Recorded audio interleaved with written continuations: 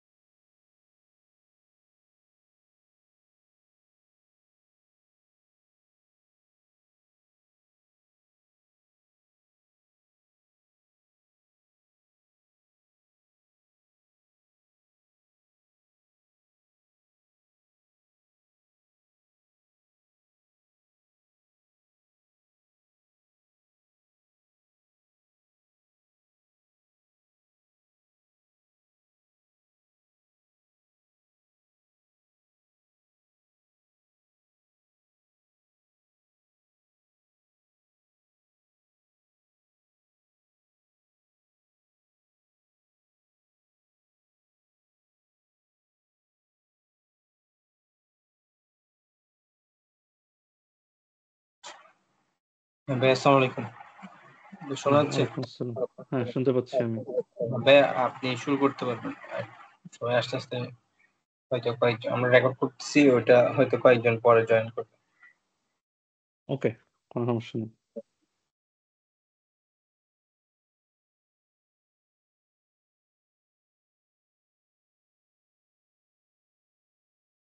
ওকে, good morning everyone.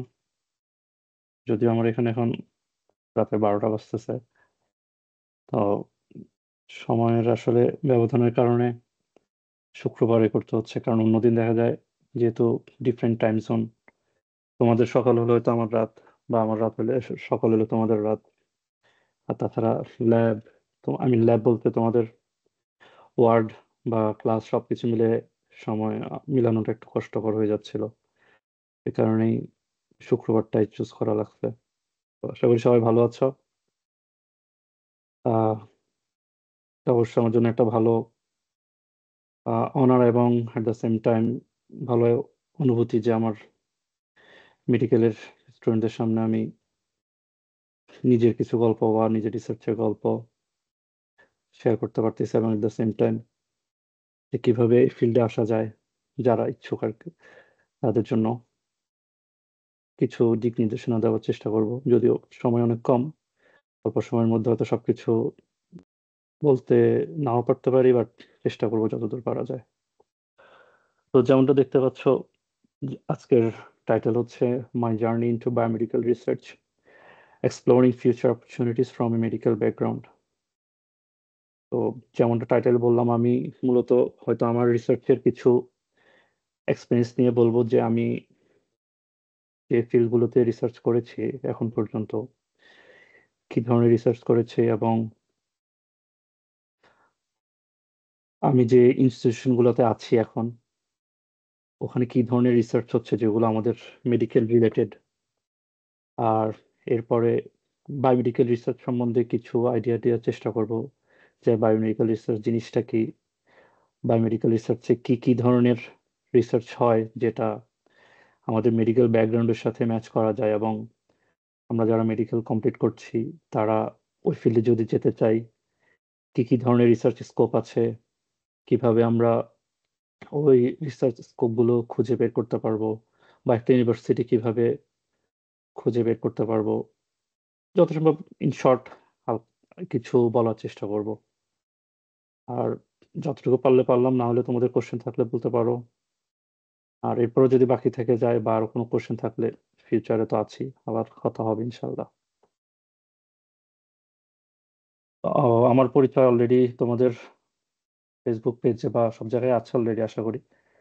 আমি 53rd ব্যাচের, 2016-এ আমি এমবিবিএস পাস করেছি, এবং 17-এ ইন্টার্নশিপ শেষ করেছি। আর 18-এ আমি ইউএসএতে এসেছি মাস্টার্স প্রোগ্রামে। আমার মাস্টার্স প্রোগ্রাম ছিল মূলত ক্যান্সার বায়োলজি নিয়ে, ক্যান্সার নিয়ে রিসার্চ ছিল আমার। আর 21-এ আমি পিএইচডি শুরু করেছি। পিএইচডি হচ্ছে আমার ফার্মাসিউটিক্যাল সায়েন্স বা ফার্মাকোলজি, আর রিসার্চ ফোকাস হচ্ছে নিউরোসায়েন্স নিয়ে। ও, আমি এখন শেষ হয় নাই, অলমোস্ট, হোপফুলি নেক্সট ইয়ার শেষ হবে আশা করতেছি। আর এট দ্য সেম টাইম আমি এখন আরেকটা ইউনিভার্সিটিতে রিসার্চ অ্যাসোসিয়েট হিসেবে জব করছি। যদিও আমি টেকনিক্যালি এখনো graduate student, I mean PhD student এখনো, যেহেতু আমার পিএইচডি শেষ হয়নি। তো কিছু কমপ্লিকেশনের কারণে আমার ডিফারেন্ট ইনস্টিটিউশনে এট দ্য সেম টাইম থাকা লাগছে। Otherwise still I am a PhD student. তো যেটা বললাম, আমার রিসার্চ জার্নি আমি শুরু করেছি এমএস, মাস্টার্স করেছি আমি, ক্যান্সার রিসার্চ ছিল আমার। আমার মাস্টার্স ইনস্টিটিউট ছিল তাস্কিগ ইউনিভার্সিটি, এটা অ্যালাবামাতে অবস্থিত। আর যে ডিপার্টমেন্টে আমার রিসার্চ করেছি, রিসার্চ ডিপার্টমেন্ট ছিল ডিপার্টমেন্ট অফ বায়োলজি। আর যেমনটা এখানে তোমরা ছবিটাতে দেখতে পাচ্ছ, কিছু পেট্রি ডিশ, একটা পাইপেট, বিভিন্ন সলিউশন অ্যাড করছে। আমার রিসার্চটাও কাইন্ড অফ এই ধরনের রিলেটেড ছিল। আমরা মূলত সেল কালচার নিয়ে কাজ করছি, করেছি তখন আমি মাস্টার্সে। বিভিন্ন ধরনের আমি ক্যান্সার সেল নিয়ে, মনে করো লাং ক্যান্সার বা প্রোস্টেট ক্যান্সার, তো এই ক্যান্সারগুলো যেমনটা ভাবে হিউম্যান বিইং এ হচ্ছে, ঠিক একইভাবে এই ক্যান্সারের সেলগুলোকে বিশেষ প্রক্রিয়ার মাধ্যমে ওগুলোকে জীবিত রাখা যায়, এবং তুমি সেলগুলোকে রিপিটেডলি কালচার করে এগুলোকে গ্রো করতে পারবা পেট্রি ডিশের মধ্যে।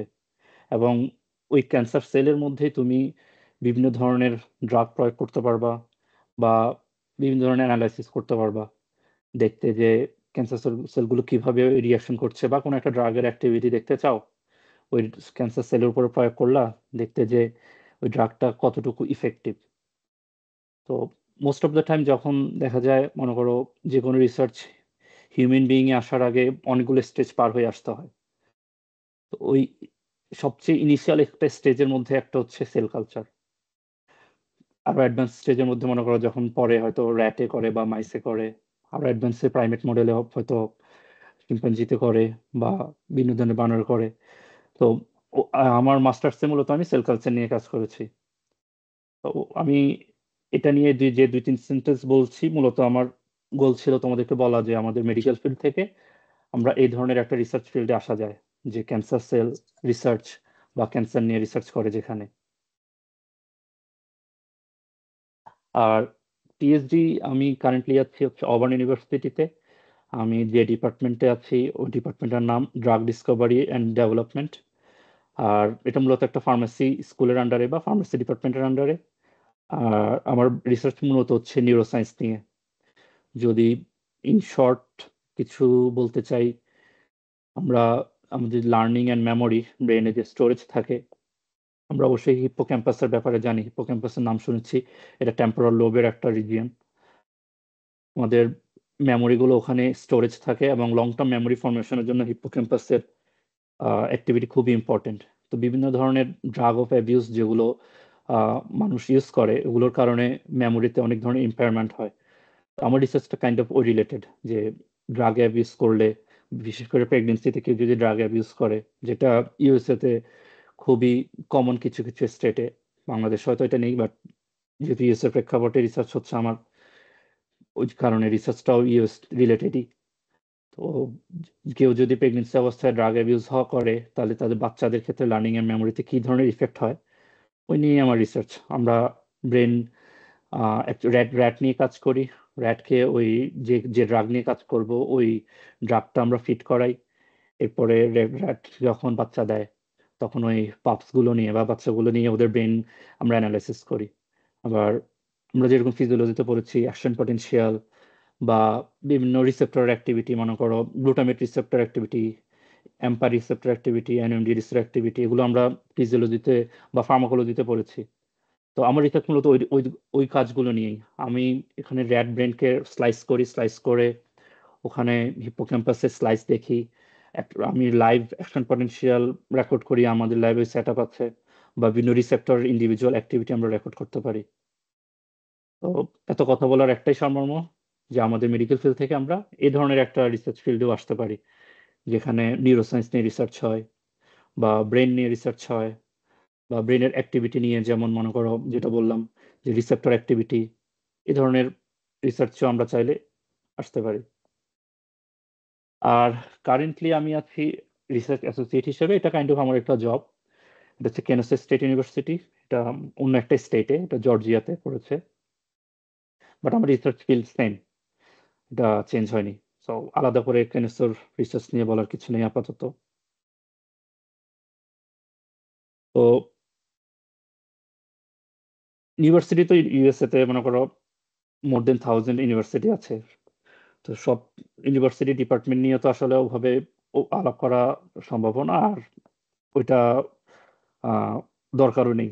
আমি ভাবলাম আমি যে কারেন্টলি যে ইউনিভার্সিটির সাথে আমি অ্যাফিলিয়েটেড আছি, বিশেষ করে অবার্ন ইউনিভার্সিটি যেখানে আমার পিএইচডি করছি আমি, এবং কেনসা স্টেট ইউনিভার্সিটি যেখানে আমি রিসার্চ অ্যাসোসিয়েট হিসেবে জব করছি, এই দুইটা ইউনিভার্সিটিতে আমাদের মেডিকেল ফিল্ড রিলেটেড কি কি ডিপার্টমেন্ট আছে এবং সেখানে কি কি ধরনের রিসার্চ হচ্ছে, আমি তোমাদেরকে একটু ওভারভিউ দিতে চাই। তাহলে অ্যাটলিস্ট তোমরা একটা আইডিয়া পেলে যে আরো কি কি ধরনের রিসার্চ হয়, যেগুলো হয়তো আমি করছি না, বাট অন্য কেউ করছে। তো আমার ওভার ইউনিভার্সিটি আমি যে ডিপার্টমেন্ট আগে দিয়ে বললাম, ড্রাগ ডিসকভারি অ্যান্ড ডেভেলপমেন্ট, এটা মূলত হচ্ছে ফার্মাসি স্কুলের আন্ডারে। তো এই ফার্মেসি নামটা শুনলে হয়তো তোমার মনে হবে যে ফার্মেসি তো বাংলাদেশে ফার্মেসি তো আলাদা ডিগ্রি আছে, তো মেডিকেল থেকে ফার্মেসি স্কুল বা ফার্মেসি ডিপার্টমেন্টের আন্ডারে কেন যাব? রিসার্চ ফিল্ডের ব্যাপারটা আসলে কিছুটা ডিফারেন্ট। আমরা ইউএসএতে যে ধরনের রিসার্চ গুলো হয়, এই রিসার্চ গুলোতে তোমার সেম ধরনের রিসার্চে অনেক ধরনের সাবজেক্টের মানে ব্যাকগ্রাউন্ড মানুষ আসতে পারে। এটাতে ফার্মেসির মানুষ আসতে পারে, যেহেতু ড্রাগ রিলেটেড কাজ। যদি আমি ড্রাগের কথা বলি, ড্রাগের কাজে কেমিস্ট্রির মানুষ আসতে পারে, ড্রাগের কাজে ইভেন মাইক্রোবায়োলজির মানুষ আসতে পারে, বা ড্রাগের কাজে ফার্মাকোলজির মানুষও আসতে পারে, আর মেডিকেলের ব্যাকগ্রাউন্ড মানুষ তো আসতেই পারবে। তো এই কারণেই ফার্মেসি স্কুলের আন্ডারেই আমার পিএইচডি হচ্ছে। আর এই ফার্মেসি স্কুলের আন্ডারে 3টা ডিপার্টমেন্ট। একটা হচ্ছে ড্রাগ ডিসকভারি অ্যান্ড ডেভেলপমেন্ট, একটা হচ্ছে health outcome and research policy, আর একটা হচ্ছে মেডিসিনাল কেমিস্ট্রি। এর মধ্যে ড্রাগ ডিসকভারি অ্যান্ড ডেভেলপমেন্টকে অনেকে ফার্মাসিউটিক্যাল সায়েন্সও বলে, তো দুইটা কাইন্ড অফ সেম।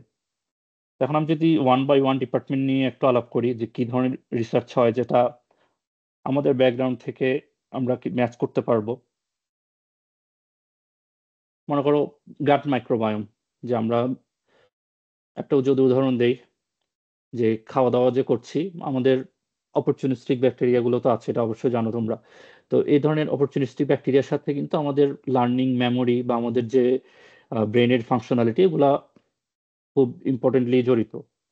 তো ঠিক একইভাবে এখানে কি ধরনের কিছু রিসার্চ হয় যেখানে ওরা দেখে যে গাট মাইক্রোবায়োমের সাথে ডায়াবেটিসের কি সম্পর্ক, বা ডায়াবেটিসের গাট মাইক্রোবায়োমের কি ধরনের সিনারিও হয়, বা ওবেসিটিতে গাট মাইক্রোবায়োমের কি ধরনের সিনারিও হয়, এবং ওই ক্ষেত্রে মেমোরিতে সাথে তার কোনো কানেকশন আছে কিনা। তো এই মেমোরি কানেকশন যখন বলে তখন এটা কাইন্ড অফ নিউরোসায়েন্স ফিল্ডের রিসার্চ হতে পারে, আবার কাইন্ড অফ মাইক্রোবায়োলজি, যেহেতু গাট মাইক্রোবায়োম নিয়ে কাজ করছে, মাইক্রোবায়োলজি রিসার্চ হতে পারে। কিন্তু কারেন্টলি এটা আমার ড্রাগ ডিসকভারি ডেভেলপমেন্ট ডিপার্টমেন্টের আন্ডারে হচ্ছে এই রিসার্চটা। আরেকটা মনে করো ড্রাগ ডেলিভারি। এখন ড্রাগ ডেলিভারি বললে হয়তো মনে হতে পারে যে আমরা যেভাবে মেডিকেলে কাজ করেছি, যে একটা পেশেন্টকে একটা ড্রাগ ইনজেকশন দিলাম, কিন্তু রিসার্চে তো আর সরাসরি ইনজেকশন দেওয়া যায় না। যেমনটা ভাবে আমি বললাম যে আমি মাস্টার্সে ক্যান্সার সেল বা সেল কালচার নিয়ে কাজ করেছি, তো এই ড্রাগ ডেলিভারিটা হয়তো বা কোনো একটা ক্যান্সার সেলের উপরে প্রয়োগ করা লাগতে পারে, অথবা এই ড্রাগটা কোনো একটা এনিম্যাল মডেল যেমন মাউস বা র্যাটের উপর প্রয়োগ করা যেতে পারে, অথবা ইভেন আমি যে ব্রেন স্লাইসের কথা বললাম আগে দিয়ে, আমরা যদি ব্রেন স্লাইস করি, আমরা মনে করো আমার রিসার্চ নিয়ে যদি বলি, আমি ব্রেনটা স্লাইস করে এটা আর্টিফিশিয়াল সেরেব্রোস্পাইনাল ফ্লুইড আমরা ল্যাবে তৈরি করি। ওই ফ্লুইডে ব্রেন স্লাইসটা আমরা 6-7 ঘন্টা ধরে অ্যালাইভ রাখতে পারি, এবং ওই 6-7 ঘন্টা জুড়েই আমরা ওই ব্রেন সেলের অ্যাক্টিভিটি রেকর্ড করতে পারি। তো ওই ব্রেন সেল বা ওই ব্রেন স্লাইসের মধ্যে আমরা ড্রাগ প্রয়োগ করতে পারি এবং দেখতে পারি যে মনে করো এনএমডিএ রিসেপ্টর, যে এই রিসেপ্টরটা অ্যাক্টিভিটি কিভাবে চেঞ্জ হচ্ছে আমরা যদি একটা ড্রাগ ওখানে প্রয়োগ করি। তো এই ধরনের একটা রিসার্চ হতে পারে। এভাবে আমরা দেখতে পারি যে এটা কোনো মেমোরির সাথে কোনো কানেকশন হচ্ছে কিনা, যেটার জন্য ডিফারেন্ট মেথোডোলজি আছে যেটার মাধ্যমে আমরা দেখতে পারি। আরেকটা হচ্ছে প্রোটিয়াজম ইনহিবিটর। এটা একটা ইনহিবিটর তারা প্রয়োগ করে দেখে যে বিভিন্ন ধরনের টিউমার, ক্যান্সার হতে পারে বা এনি আদার টিউমার হতে পারে, যেটাতে ওরা প্রয়োগ করে দেখে যে এটার সাথে টিউমার শ্রিঙ্কেজের কোনো সম্পর্ক আছে কিনা, বা টিউমার প্রগ্রেশনের কোনো সম্পর্ক আছে কিনা। এই ধরনের কিছু রিসার্চ হয়। আরেকটা রিসার্চ হয় ফার্মাকোজিনোমিক্স। এটা খুব ইন্টারেস্টিং। এরা হচ্ছে মূলত কাইন্ড অফ প্রেডিক্ট করে একটা ড্রাগ, একটা ডিজিজ হবে নাকি হবে না, এই ধরনের যে জিন স্টাডি করে ওরা বলতে পারে জিনোম সিকোয়েন্সিং করে যে কারো একটা ডিজিজ হওয়ার প্রবাবিলিটি কতটুকু। অথবা আরেক ভাবে বলা যায়, এটা অনেকটা প্রেসিশন মেডিসিন টাইপের। মনে করো ইউএসএ যেহেতু অনেক ধরনের মানুষ আছে, পুরো ওয়ার্ল্ডে বিভিন্ন দেশ থেকে মানুষ আসছে, একটা ড্রাগ এশিয়ান মানুষে যেটা কাজ করবে সেটা যে আমেরিকান মানুষেও কাজ করবে তার কোনো গ্যারান্টি নেই, যেহেতু জেনেটিক্স সম্পূর্ণ ডিফারেন্ট। তো ফার্মাকোজিনোমিক্স অনেক সময় এই ধরনের প্রেসিশন মেডিসিন নিয়েও কাজ করে, যে একটা যে জেনেটিক্স বেসড ড্রাগ কিভাবে তৈরি করা যায়, যে এই ড্রাগটা শুধুমাত্র আমেরিকানদের জন্যই বেটার টুইট করে, বা এই ড্রাগটা শুধুমাত্র এশিয়ান ব্যাকগ্রাউন্ডের মানুষের জন্য, বা south Asian to be more specific যদি বলি, যে সাউথ এশিয়ানদের জন্য ভালো কাজ করে, এই ধরনের কিছু রিসার্চ হয়, যেটাতে আমাদের মেডিকেল ব্যাকগ্রাউন্ড থেকে আসা যায় এই রিসার্চেও। এর মধ্যে মনে করো ফার্মাকোজিনোমিক্সের যিনি রিসার্চ করেন, ওনার সাথে আমার ভালো সম্পর্ক ছিল এবং উনি আমাকে নিতে আগ্রহী ছিলেন। বা প্রোটিয়াজম ইনহিবিটার্স নিয়ে যিনি কাজ করেন, ওনাকেও আমি পিএইচডি শুরু করার আগে ওনার সাথে যোগাযোগ করার চেষ্টা করেছি, এবং উনিও যথেষ্ট আগ্রহী ছিলেন আমাকে নেওয়ার জন্য। আর ক্যান্সার রিসার্চ যেমনটা বললাম, আমি মাস্টার্সে কাজ করেছি, আমাদের ফার্মেসি ডিপার্টমেন্টের আন্ডারেও ক্যান্সার নিয়ে রিসার্চ হয়। এটা আবার ড্রাগের প্রয়োগ নিয়ে হতে পারে, বা একটা ক্যান্সারের প্রগ্রেশন নিয়েও হতে পারে। আরেকটা ডিপার্টমেন্ট বললাম আমি, health outcome and research policy. তোমাদের আগের প্রেজেন্টেশনগুলোতে ম্যাক্সিমামই লিটারেচার রিভিউ, বা আমার মনে হয় পাবলিক হেলথ রিলেটেড অনেকগুলো কাজই তোমাদের হয়েছে বা হচ্ছে, এবং অনেকগুলো প্রেজেন্টেশনই হয়েছে। তো আমি যদিও পাবলিক হেলথ ফিল্ডের মানুষ না, সো আমি পাবলিক হেলথের ব্যাপারে হয়তো আইডিয়া দিতে পারবো না, কিন্তু এই ফার্মেসি ডিপার্টমেন্টের আন্ডারে এই health outcome and research policy, এই ডিপার্টমেন্টের কাজটা কিছুটা পাবলিক হেলথ রিলেটেড, এবং মেডিকেল ব্যাকগ্রাউন্ডের মানুষ এখানে ভালোই আসে। এখানে আমার দেখা মতে সোশ্যাল সায়েন্স ব্যাকগ্রাউন্ডের মানুষ এসেছে, সাইকোলজি নিয়ে যারা কাজ করে সাইকোলজি ডিপার্টমেন্টের মানুষ এসেছে, ফার্মেসি ডিপার্টমেন্টের মানুষ তো অবশ্যই আসে এখানে, যারা ফার্মেসি ব্যাকগ্রাউন্ড, অনেকগুলো বাংলাদেশি মানুষ এখানে আমার পরিচিত, যারা ফার্মাসি থেকে বাংলাদেশ থেকে পড়েছে বা সোশ্যাল ব্যাকগ্রাউন্ড থেকে পড়েছে, ওরা এই ধরনের সাবজেক্টে আসে, আর মেডিকেল ব্যাকগ্রাউন্ড থেকেও আসে। কিন্তু এটার একটাই সমস্যা, সমস্যা না আমি বলবো, যেটা রিকোয়ারমেন্ট সেটা হচ্ছে এখানে প্রচুর ডেটা নিয়ে কাজ হয়, যেটা পাবলিক হেলথের সাথে রিলেটেড, যেমনটা বললাম প্রচুর ডেটা অ্যানালাইসিস করতে হয়, এবং বিভিন্ন ধরনের কোডিং এর কাজও জানা লাগতে পারে। কিন্তু তাই বলে যে আসা যাবে না তা না, অবশ্যই আসা যাবে, এবং মেডিকেল অনেকেই আসে এখানে।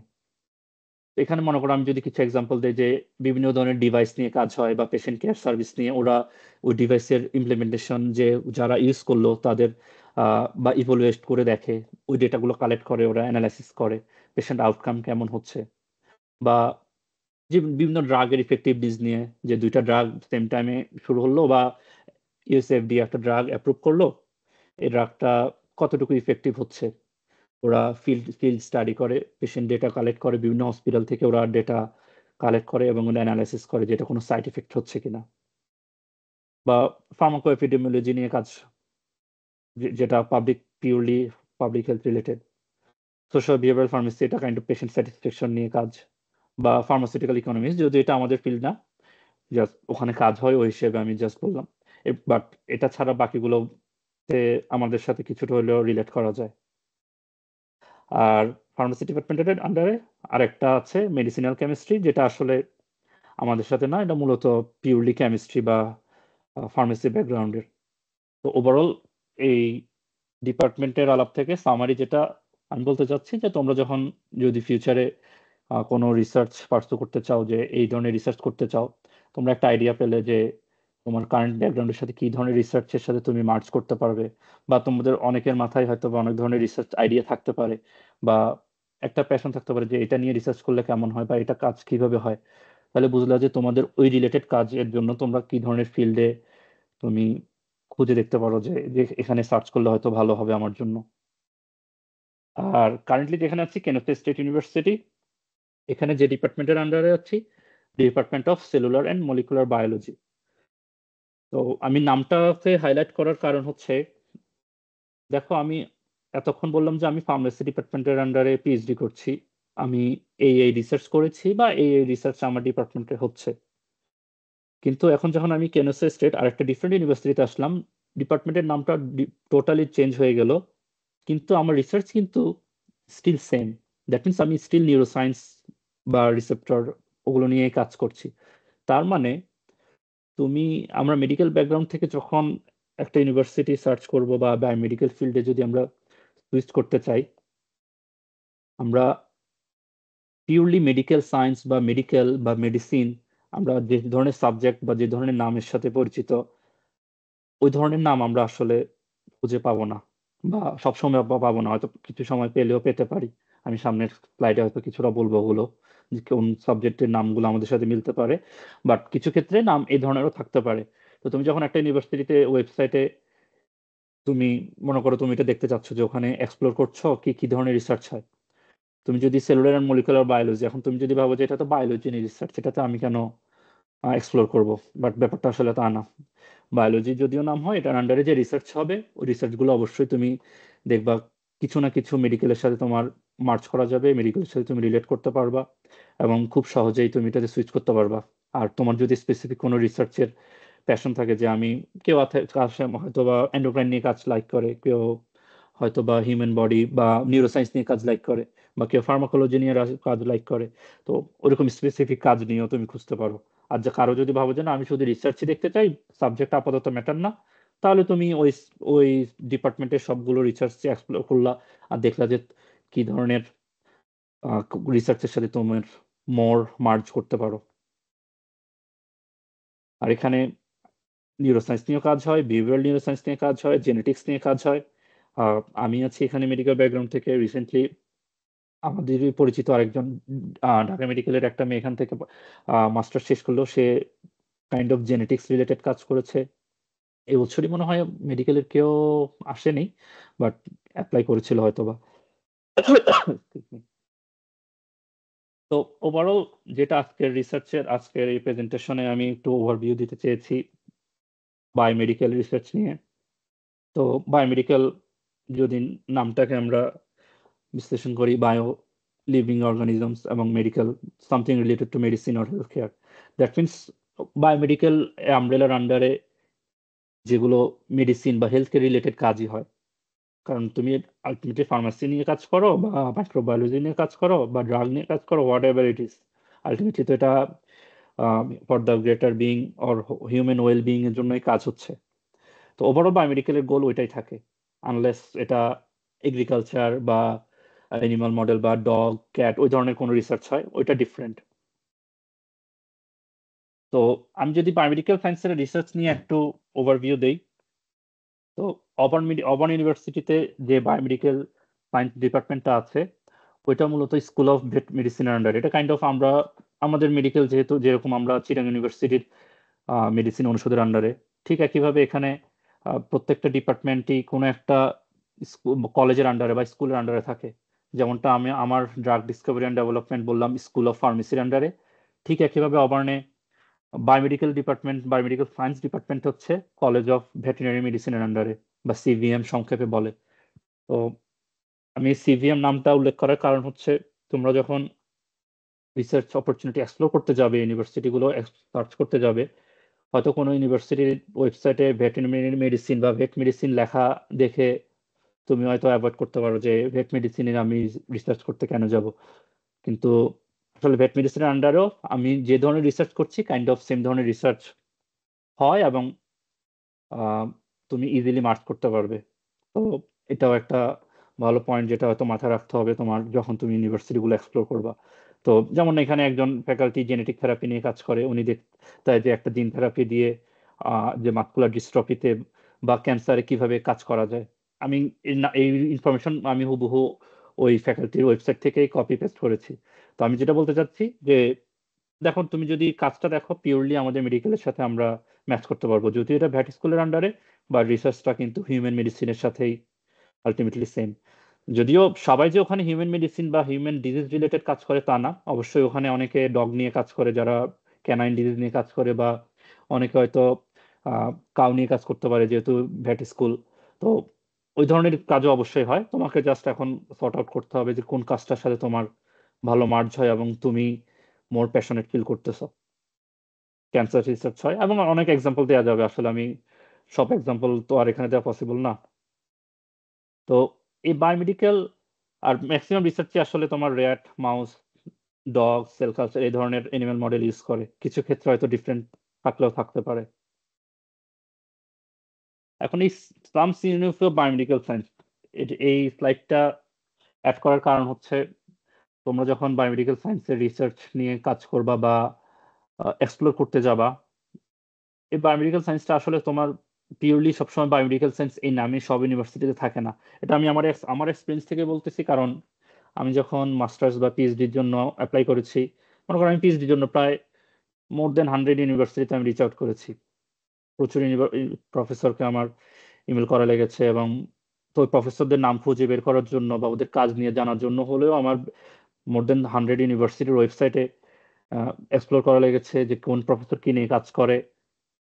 হয়তো মোর দেন 500 বা 1000 প্রফেসরের কাজ দেখা লেগেছে, যাদের মধ্যে থেকে হয়তো আমাকে আমার 100 বা 150 বা 200 প্রফেসরের কাজ ভালো লেগেছে। সবার কাজ তো আর আমাদের সাথে হয়তো মার্চ করেনি। তো এক্সপ্লোর করার সময় আমি যেটা পেয়েছি, এই বায়োমেডিক্যাল সায়েন্সটা বিভিন্ন নামে তোমার এক এক ইউনিভার্সিটিতে এক এক নামে থাকে। বায়োমেডিক্যাল সায়েন্স তো সবচেয়ে কমন নেম। এরপরে একটা থাকতে পারে বায়োলজিক্যাল সায়েন্স। অনেকে দেখবা বায়োলজিক্যাল সায়েন্সের আন্ডারেই সেম ধরনের রিসার্চ হয়, ওখানে বায়োমেডিক্যাল সায়েন্স নামে আলাদা কোনো ডিপার্টমেন্ট নেই।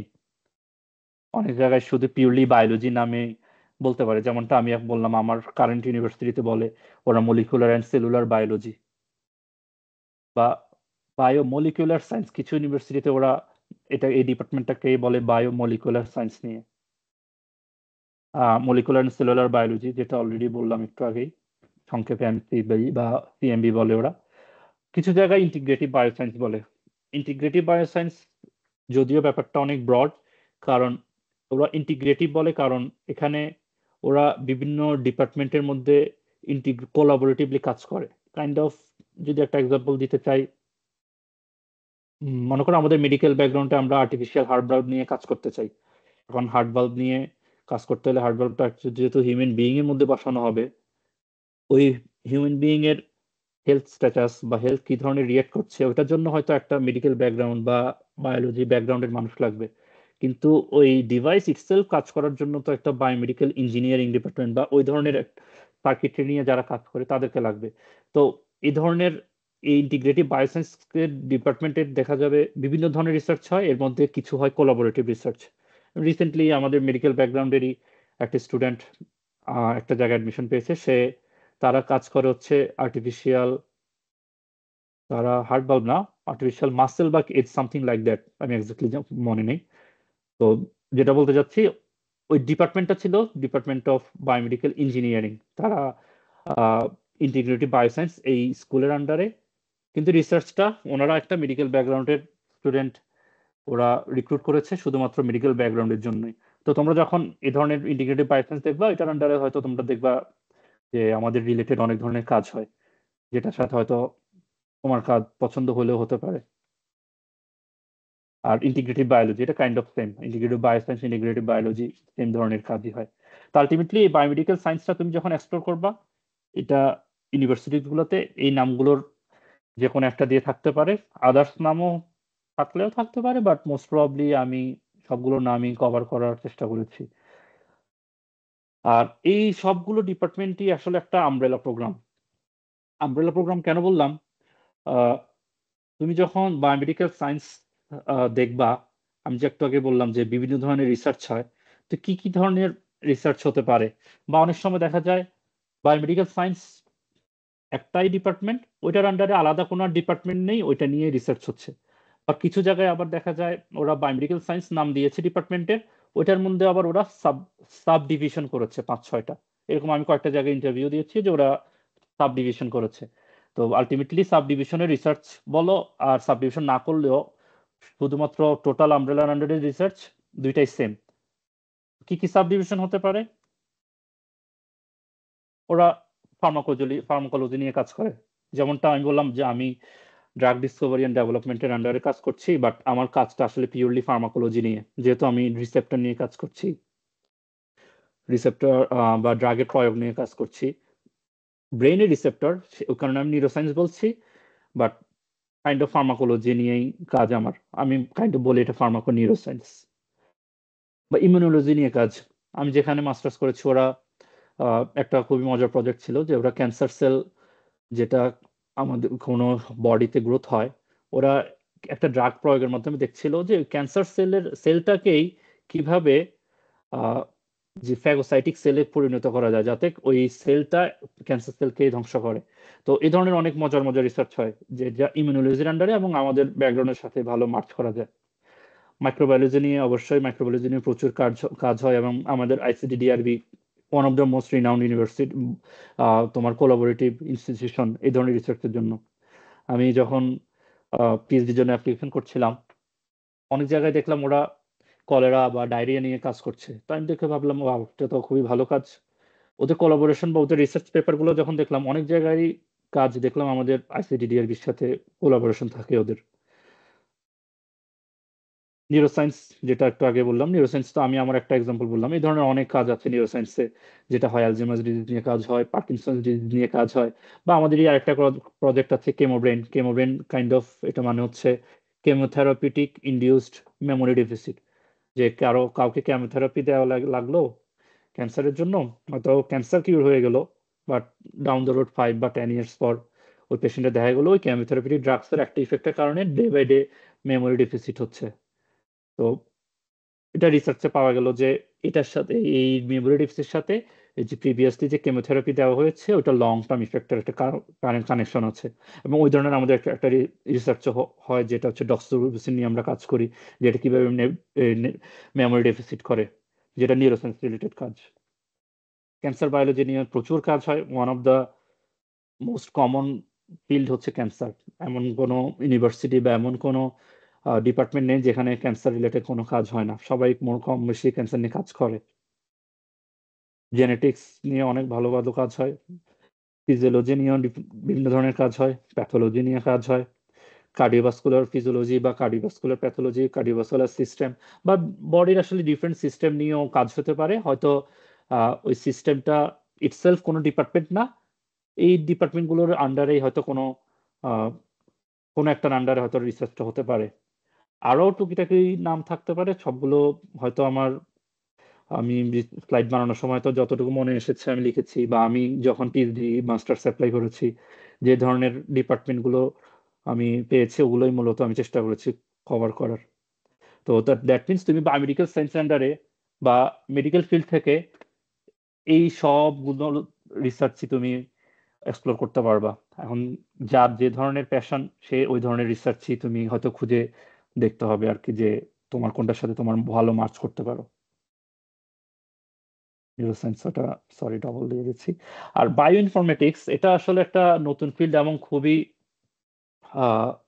ইন্টারেস্টিং একটা ফিল্ড। আমি খুবই ইচ্ছুক ছিলাম বায়ো ইনফরমেটিক্স নিয়ে, যদিও পরবর্তীতে ওই রাউটে আমার আর যাওয়া হয়নি। তো বায়োইনফরমেটিক্স কাইন্ড অফ, আমি একটু আগে যেটা health outcome and research policy যেখানে বললাম যে পাবলিক হেলথের রিলেটেড কিছু কাজ হয়, বায়োইনফরমেটিক্স কাইন্ড অফ অনেকটা ওই রিলেটেড। তোমরা হয়তো এটা নিয়ে মোর এক্সপ্লোর করতে পারো, বাট আমি যেটা বলতে চাচ্ছি যে বায়োইনফরমেটিক্স এর কাজেও মেডিকেল ব্যাকগ্রাউন্ডের স্টুডেন্টদেরকে আমি আসতে দেখেছি, এবং হেলথ আউটকাম রিসার্চ পলিসি বা এই বায়ো ইনফরমেটিক্স এগুলোর একটা প্লাস পয়েন্ট হচ্ছে, যারা এখন যেহেতু এআই এর যুগ বা কোডিং এর যুগ, অনেকে দেখা যায় মনে করো এই যে আমি বাকি যে ডিপার্টমেন্ট গুলো বললাম, ফার্মাকোলজি থেকে শুরু করে নিউরোসায়েন্স পর্যন্ত, এগুলোকে আমরা বলি ওয়েট ল্যাব। ওয়েট ল্যাব মানে কাইন্ড অফ এই ধরনের এদের ম্যাক্সিমাম কাজই তোমার, তুমি ফিজিক্যালি প্রেজেন্ট থাকতে হয়। তুমি যে ল্যাবে কাজ করবা, ল্যাবে গিয়ে ফিজিক্যালি প্রেজেন্ট থেকে বিভিন্ন ইঁদুর ধরে, মাইস ধরে, র্যাট ধরে, বা ক্যান্সার সেল ধরে ওভাবে কাজ করতে হয়। হয়তো তুমি ওভাবে পার্সোনাল প্রোটেক্টিভ ইকুইপমেন্ট ইউজ করবা, কিন্তু এই হেলথ আউটকাম রিসার্চ পলিসি বা এপিডেমিওলজি বা বায়ো ইনফরমেটিক্স, এই কাজগুলোর একটা সুবিধা হচ্ছে সবসময় এখানে ফিজিক্যালি তোমার প্রেজেন্ট থাকা লাগে না। এখানে তুমি বাসায় বসে কম্পিউটার নিয়ে অনেক ধরনের রিসার্চ করা যায়, এবং এদের জব মার্কেটও তুমি বাসায় বসেই জব করতে পারবে এই ধরনের কাজ। তো যারা তোমার ফিজিক্যালি গিয়ে বা অফিস মেনটেন করতে ভালো লাগে না, এই ধরনের ফিল্ডও তোমরা এক্সপ্লোর করে দেখতে পারো, যেটার ফিউচারে ওই ধরনের জব অপরচুনিটি পেলেও পেতে পারো। তো এখন একটা ইউনিভার্সিটি, আমি যে এত কথা বললাম যে এই এই ইউনিভার্সিটিতে এই ধরনের রিসার্চ হয়, বা আহ, কোন ইউনিভার্সিটিতে কি ধরনের রিসার্চ হয়, তুমি এটা কিভাবে বের করবা যে কোথায় কি ধরনের কোন ডিপার্টমেন্ট আছে? অথবা তুমি যখন একটা ইউনিভার্সিটিতে অ্যাপ্লাই করবা, কোন ইউনিভার্সিটিতে তুমি অ্যাপ্লাই করবা এটা কিভাবে ডিসিশন নিবা? তো এখানে অনেকগুলো ফ্যাক্টর আছে। এর মধ্যে অনেকগুলো ফ্যাক্টরের মধ্যে একটা ফ্যাক্টর আমি যেটা বলি সেটা হচ্ছে ইউনিভার্সিটি র্যাঙ্কিংটা। যদি এটা মেজর কোনো ফ্যাক্টর না, বাট তাও এটা একটু ম্যাটার করে যে তুমি কোন ধরনের র্যাঙ্কিং এ তুমি অ্যাপ্লাই করছো। তো বিশেষ করে আমরা যেহেতু মেডিকেল ব্যাকগ্রাউন্ডের, আমাদের যেহেতু রিসার্চ এক্সপোজার খুবই কম থাকে, যদি ফ্রেশ গ্রাজুয়েট আমরা কেউ অ্যাপ্লাই করি, তো আমি সবসময় যেটা সাজেস্ট করি, হ্যাঁ অবশ্যই ড্রিম বড় রাখা ভালো। Higher rank university, Ivy League টাইপের ইউনিভার্সিটিতে অ্যাপ্লিকেশন করো, কোনো বাধা নেই, অবশ্যই অ্যাপ্লাই করবা। কিন্তু কিছু ল্যাকিংস তো থাকে আমাদের, বিশেষ করে যেহেতু আমাদের রিসার্চের কোনো এক্সপোজার থাকে না, বা এখন তোমরা খুব সুন্দর এই ধরনের যে রিসার্চ তোমরা ক্লাব করছো, এটা খুবই অ্যাপ্রিসিয়েটিং। আমি যখন ছিলাম এই ধরনের কোনো ক্লাব তো আর ছিল না, আমার ওরকম রিসার্চ এক্সপোজারও ছিল না। তো ফ্রেশ গ্রাজুয়েটদের জন্য আমি যেটা সাজেস্ট করি, যদি তুমি টপ ইউনিভার্সিটিতে অ্যাপ্লাই করতে চাও করো, বাট কিছু মিডল টায়ার, কিছু লোয়ার টায়ার মিক্স করে অ্যাপ্লিকেশন করা ভালো, বা রিচ আউট করা ভালো। রিচ আউট করতে আই মিন ইমেল বা প্রফেসরদের সাথে যোগাযোগ করতে তো আর টাকা লাগে না, তুমি যত বেশি যোগাযোগ করো কোনো সমস্যা নেই। কিন্তু যখন অ্যাপ্লিকেশন করবা, অ্যাপ্লিকেশনের জন্য তো একটা সার্টেন তোমার টাকা লাগে, যেহেতু $50 বা $100 করে লাগে। ইচ ইউনিভার্সিটি আবার কিছু ডকুমেন্টস পাঠাতে হয়, ওখানে একটা খরচ আছে। তো ওই কারণে দেখা যায় র্যান্ডমলি তুমি চাইলেও যদি অ্যাপ্লাই করতে চাও, ওটা টাফ হয়ে যায়। 10টা ইউনিভার্সিটিতে অ্যাপ্লাই করতে গেলে তোমার 1-1.5 লাখ টাকা ইজিলি চলে যাবে সবকিছু মিলিয়ে। তো এটা তো আসলে আমরা বিশেষ করে এমবিবিএস শেষ করে ফ্রেশলি যারা বের হই তাদের জন্য তো খুবই টাফ। আর শুধু ফ্রেশ না, আমার মনে হয় ইনিশিয়াল লাইফে প্রথম 2-3 বছরে সবার জন্যই কম বেশি টাফ। তো আমি যেভাবে এই ইউনিভার্সিটির ওয়েবসাইট বা ইউনিভার্সিটির র্যাঙ্কিং গুলো দেখেছি, এটা হচ্ছে usnews.com একটা ওয়েবসাইট আছে। ওখান থেকে তোমরা তোমাদের সাবজেক্ট ওয়াইজ তোমার ডিপার্টমেন্ট বা ইউনিভার্সিটির র্যাঙ্কিং বের করতে পারবা। মনে করো তুমি বায়োলজিক্যাল এবং বায়োমেডিক্যাল সায়েন্সের স্পেসিফিক গ্রাজুয়েট স্কুলের র্যাঙ্কিং দেখতে চাচ্ছ, তুমি ওই সাবজেক্ট usnews.com-এ গিয়ে, তো ওখানে তোমার কাস্টমাইজ করার জন্য যে তুমি সাবজেক্ট সিলেক্ট করে দিবা, ওরাই তোমাকে একটা র্যাঙ্কিং দিয়ে দিবে। তাহলে ওরা বলে দিবে যে এটা নাম্বার 1 ইউনিভার্সিটি, নাম্বার 2 ইউনিভার্সিটি।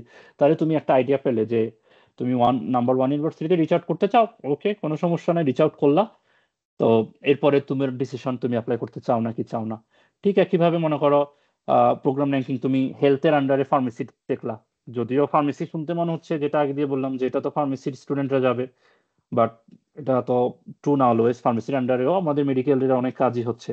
তুমি এ ধরনের ইউনিভার্সিটিগুলোতে খুঁজে দেখলা যে ওখানে তোমার কি ধরনের রিসার্চ হচ্ছে, এবং র্যাঙ্কিং গুলো দেখে তুমি একটা আইডিয়া পেলা যে এই ইউনিভার্সিটিতে রিচ আউট করা উচিত হবে নাকি হবে না, বা অ্যাপ্লাই করা উচিত হবে নাকি হবে না। এটা সম্পূর্ণ তোমার ডিসিশন।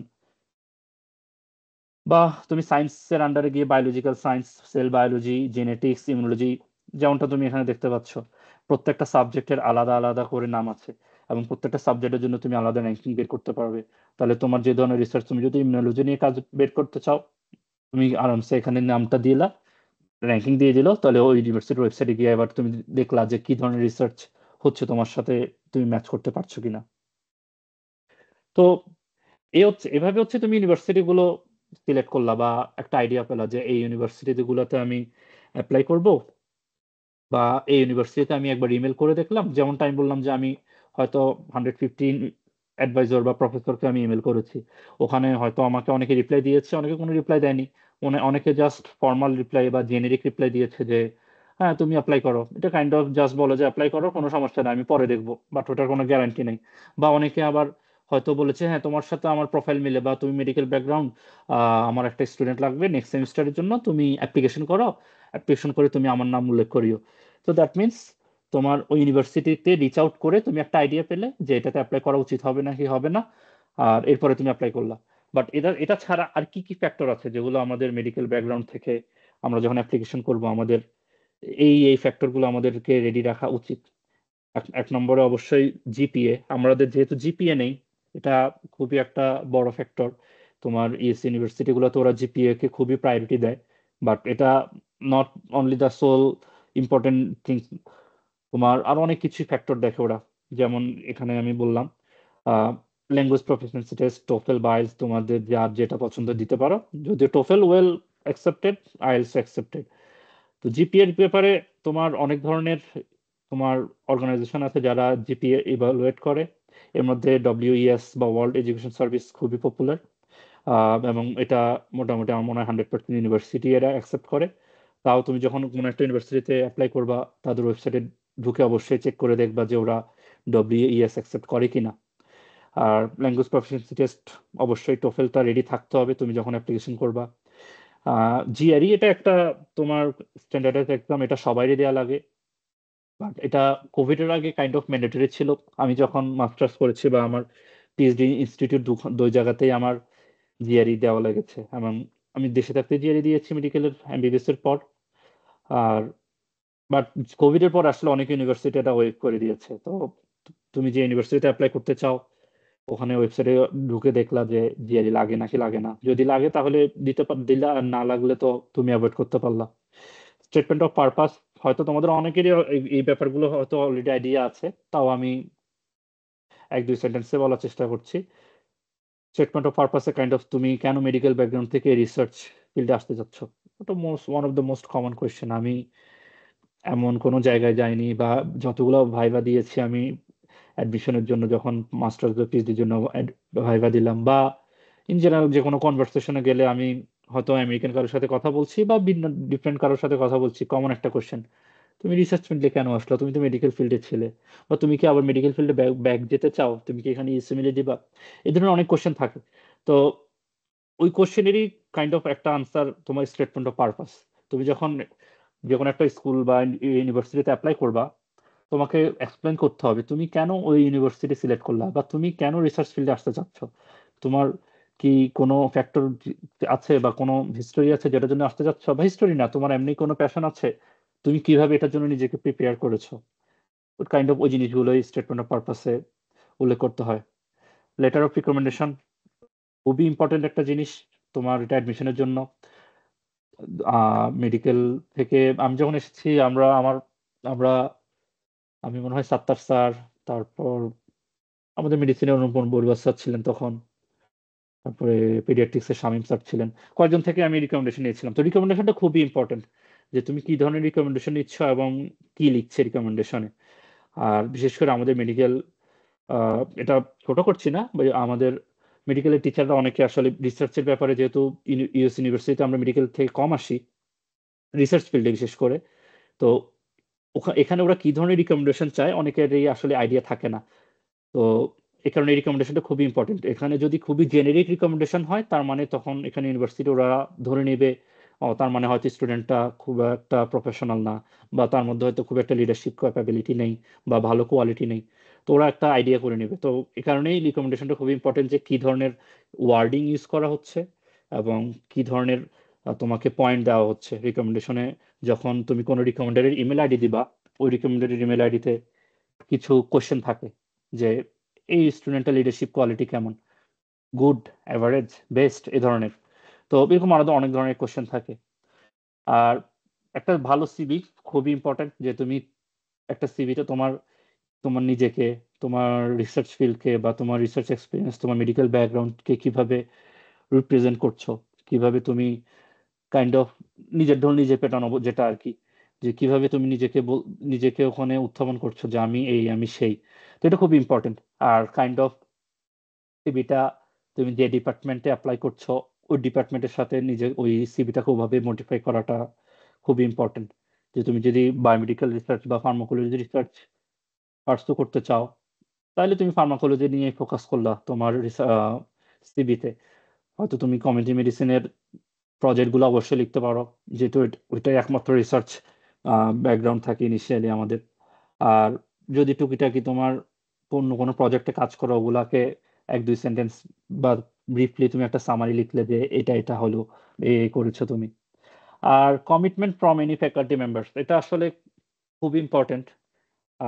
ওই ডিরেকশন হয়তো আমি আজকে অত বেশি আলাপ করবো না, ফিউচারে যদি স্কোপ হয় হয়তো ওটা নিয়ে আরেক সময় আলাপ করা যাবে, যে কমিটমেন্ট বলতে কি বোঝাচ্ছি। বাট একটা ক্ষেত্রে যদি বলতে চাই, তো আমি যেটা বললাম যে ইমেল করেছি, যে কোনো প্রফেসর যদি তোমাকে রিপ্লাই দেয় যে হ্যাঁ তুমি আমার কাছে অ্যাপ্লাই করতে পারো, তুমি অ্যাপ্লাই করে আমার নাম দিও, তো এই কমিটমেন্টটা খুবই মানে ইম্পর্টেন্ট।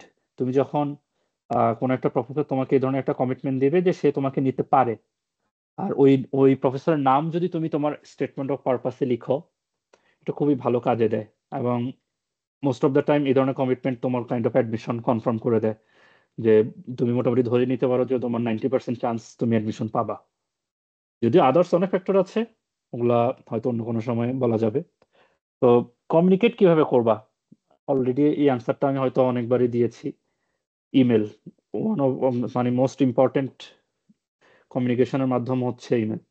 তোমার ইমেলিংও একটা আর্ট, যে তুমি কিভাবে ইমেল করবা, তোমার ইমেলের ওয়ার্ডিং কখন হবে, কেমন হবে, বা কোন সময়টাতে ইমেল করবা, যেহেতু টাইম জোন ডিফারেন্ট। আর তুমি যদি দেশের এই সময়ে ইমেল করো, এখানে তো রাতের 12টা 1টা 2টা বাজছে, অবশ্যই কোনো একটা প্রফেসরকে যদি এই সময় ইমেল করো সে বিরক্ত হবে। তো ওই কারণে ইমেলিংও একটা আর্ট, এবং কি ধরনের সেন্টেন্স ইউজ করবা, কি ধরনের ওয়ার্ডিং ইউজ করবা, এবং ইমেলও কাইন্ড অফ পার্সোনালাইজড হতে হবে। দ্যাট মিনস ইচ প্রফেসরকে তোমার ইমেলের ওয়ার্ডিং ডিফারেন্ট হবে। কারণ কোনো প্রফেসর নিউরোসায়েন্স নিয়ে কাজ করছে, কোনোজন হয়তো ফার্মাকোলজি নিয়ে কাজ করছে। তো তুমি কোনো একটা প্রফেসরকে যদি তুমি তাকে তোমার তার কাজের প্রতি তোমার কমিটমেন্ট দেখাতে চাও, তাহলে তুমি ওভাবে বলতে হবে যে আমি তোমার অমুক রিসার্চ পেপারটা পড়েছি এবং তুমি এটা নিয়ে আলোচনা করেছো, আমি এটা খুবই লাইক করেছি, বা আমি আমার এটা নিয়ে এই ধরনের একটা কোশ্চেন ছিল, তোমার এখানে আমি কি জয়েন করতে পারি কিনা, এই ধরনের কিছু সেন্টেন্স ওয়ার্ডিং দিতে হয়, এবং এটা খুবই ইম্পর্টেন্ট। বেশি বড় করা যাবে না, আবার বেশি ছোট করা যাবে না। আর এটা ছাড়া লিঙ্কডইন এটা খুবই তোমার প্রফেশনাল সোশ্যাল মিডিয়া বলতে পারো। তোমাদের অনেকেরই অলরেডি লিঙ্কডইন আছে। আমি যখন মেডিকেলে ছিলাম, টু বি অনেস্ট, আমার লিঙ্কডইন ছিল না। আমি প্রয়োজনে হয়নি, আর বুঝিনি যেটা কেমন ইম্পর্টেন্ট হতে পারে। পরে যখন আমি মাস্টার্সে জয়েন করেছি তখন লিঙ্কডইন অ্যাকাউন্ট খুলেছি। তো লিঙ্কডইনের মাধ্যমে তুমি বিভিন্ন ইউনিভার্সিটির, তুমি মনে করো কোনো একটা ইউনিভার্সিটির প্রফেসরের কাজ নিয়ে দেখছো, তুমিও প্রফেসরকে লিঙ্কডইনে দেখলা যে সে কি কি ধরনের রিসার্চ করছে, বা তার গুগল স্কলারে রিসার্চ দেখলা, বা তার পাবমেডে তার রিসার্চ দেখলা। তো দেখে তুমি, যদি লিঙ্কডইনে মেসেজ দেওয়াটা সবাই লাইক করে না, ওটা হয়তো একটা অপশন রাখতে পারো, বাট আমি সাজেস্ট করবো সবসময় ইমেলিংটাই প্রেফার করবো। হয়তো তুমি কোনো একটা প্রফেসরের সাথে কানেক্ট হলেও হতে পারো লিঙ্কডইনে, বাট মেসেজিং অ্যাভয়েড করাই ভালো। কারণ অনেকেই মেসেজ করতে পারে, হয়তো বিরক্ত হতে পারে সে। আর ইমেলটা মোর প্রফেশনাল। আর যদি কেউ কোশ্চেন করো যে কিভাবে আমরা সিভি, কিভাবে আমরা আমাদের সিভিটা ইমপ্রুভ করবো, first and most important research exposure. অবশ্যই এটা খুব ইম্পর্টেন্ট, যেটা আসলে সবচেয়ে বড় ল্যাকিংস আমাদের জন্য। আমি এখন কারেন্টলি যেখানে আছি, আমার এখানে প্রায় আমরা 15 জন বাংলাদেশি আছি। এর মধ্যে আমি একমাত্র, আরেকজন মেডিকেল থেকে ছিল, সে রিসেন্টলি গ্রাজুয়েট করেছে। তো সে, তাকে বাদ দিলে কারেন্টলি আমরা যারা আছি, এর মধ্যে আমি একমাত্র মেডিকেল ব্যাকগ্রাউন্ডের। বাকি 8 জন বা 9 জনই ফার্মেসি ব্যাকগ্রাউন্ড, 2 জন বা 3 জন মাইক্রোবায়োলজি বা ওই জেনেটিক্স, ওই রিলেটেড ব্যাকগ্রাউন্ড। তো যেটা আমি বোঝাতে চাচ্ছি যে ওরাও যে খুব বেশি রিসার্চ এক্সপোজার আছে তা না, বাট অ্যাটলিস্ট ওদের সাথে কথা বলে আমি যা বুঝলাম যে ওদের কিছু টুকিটাকি রিসার্চ হয় এনিম্যাল মডেল নিয়ে, হয়তো কিছু র্যাট বা মাইস নিয়ে কাজ করার অভিজ্ঞতা আছে, বা কোনো একটা মিনি প্রজেক্ট নিয়ে কাজ করেছে, যেটা হয়তো ওরা ওদের সিভিতে লিখতে পেরেছে। তো আসলে বাংলাদেশ থেকে এতটুকুই এনাফ, তোমার এর বেশি লাগে না। যে তোমার খুব বেশি আহামরি রিসার্চ করে সব শেষ করে ফেলতে হবে তা না। সবই যদি তুমি দেশে শেষ করে ফেলো, তাহলে আর মাস্টার্স পিএইচডিতে কি করবা? তো এটাই আমাদের মেডিকেলের একটা একটা ল্যাকিংস। আই হোপ এখন কোনো স্কোপ আছে কিনা, আই ডোন্ট নো। আমাদের মেডিকেল থেকে যেহেতু ভ্যানম নিয়ে কাজ হয়, ওইটা একটা হয়তো ভালো স্কোপ। অনিরুদ্ধ স্যারের কিছু কাজ হয়, বা তামিনা ম্যাডামের কাজ আছে, ম্যাডামের যে রিসার্চ ক্লাব আছে, ওখানে ম্যাডামের সাথে হয়তো ট্যাগ রাখতে পারো। বা যারা পাবলিক হেলথ ওই রিলেটেড কাজ করো, তারা পাবলিক হেলথ নিয়েও আহ, বিভিন্ন কাজের সাথে ইনক্লুড থাকতে পারো। আর পাবলিক হেলথের তো একটা সুবিধা, দেশে যেহেতু এমপিএইচ এর সুযোগ আছে মাস্টার্সের, তো ওইটা একটা ভালো কাজে দেয়। কিন্তু যেহেতু যারা বায়োমেডিকেল নিয়ে কাজ করবে, তাদের জন্য তো আসলে আর আমরা মেডিকেলে বসে এমপিএইচ করে তো আর লাভ নেই। তাদের জন্য একটা সমস্যা, তারা টুকিটাকি যদি এক্সপোজার নিতে পারে খুবই কাজে দিবে। আর রিসেন্টলি দেখলাম যে বিভিন্ন ধরনের তোমার রিসার্চ, সায়েন্টিফিক তোমার কনভেনশন বা কনফারেন্স হচ্ছে, ওগুলোতে যদি তোমরা টুকিটাকি প্রেজেন্টেশন দিতে পারো, ডাজন্ট ম্যাটার কি ধরনের প্রেজেন্টেশন বা কি ধরনের কাজ নিয়ে প্রেজেন্টেশন, একটা প্রেজেন্টেশন দিয়েছো, এটাই তোমার একটা ক্যাপাবিলিটি প্রমাণ করে। যে তুমি তোমার সিভিতে লিখতে পারলো যে আমি এটা নিয়ে এই টপিকস নিয়ে প্রেজেন্টেশন দিয়েছি, that means you are capable of it. তুমি প্রেজেন্টেশন দিতে পারো। তো এটাই তোমার জন্য এনাফ। সিভিতে লিখলে একটা পোস্টার দিলা, বা কোন একটা জার্নাল ক্লাবের সাথে তুমি কোন একটা মেম্বার ছিলা, তুমি লিখলা যে তুমি অমুক জার্নাল ক্লাবের সাথে মেম্বার ছিলা, বা অমুক জার্নাল ক্লাবের তুমি ফাউন্ডিং কমিটির মেম্বার বা অমুক জার্নাল ক্লাবের সদস্য ছিলে এবং এখানে এটা নিয়ে কাজ হইতো, তোমরা হয়তো লিখতে পারলা যে বায়োমেডিক্যাল সায়েন্স নিয়ে কাজ হতো বা এটা নিয়ে ডিসকাশন হতো। বা জার্নাল ক্লাব যদি আর একটু ওয়াইডলি বলতে চাই, যে কেউ তোমাদেরকে কোনো একটা রিসার্চ পেপার নিয়ে এক্সপ্লেন করলো, বা মনে করো আমি হয়তো আমার রিসার্চের কোনো একটা পেপার নিয়ে তোমাদেরকে একদিন প্রেজেন্ট করলাম যে আমরা এই ধরনের রিসার্চ করছি, এই রিসার্চে এই ফাইন্ডিং পেলাম, এটা নিয়ে কাজ হচ্ছে। তাহলে তোমরা একটা আইডিয়া পেলা যে আমার রিসার্চের কি ধরনের কাজ হচ্ছে, কি ধরনের ম্যাথোডোলজি ইউজ করছি। তো তাহলে ওই জিনিসটাই তোমরা সিভিতে লিখলা যে তোমাদের জার্নাল ক্লাবে নিউরো সায়েন্স নিয়ে আলাপ আলোচনা হয়েছে, যেটা তুমি এই কারণে তুমি হয়তো তুমি এর ব্যাপারে প্যাশনেট হয়েছো, এটা তোমার এসওপিতেও লিখতে পারলা, আবার সিভিতেও লিখতে পারলা যে জার্নাল ক্লাবের এক দুইটা সেন্টেন্স। বা আবার আপডেটেড রিসার্চ, এটা জানা খুবই ইম্পর্টেন্ট, যেটার জন্য তোমার ইউনিভার্সিটির ওয়েবসাইট গুলো এক্সপ্লোর করতে হবে।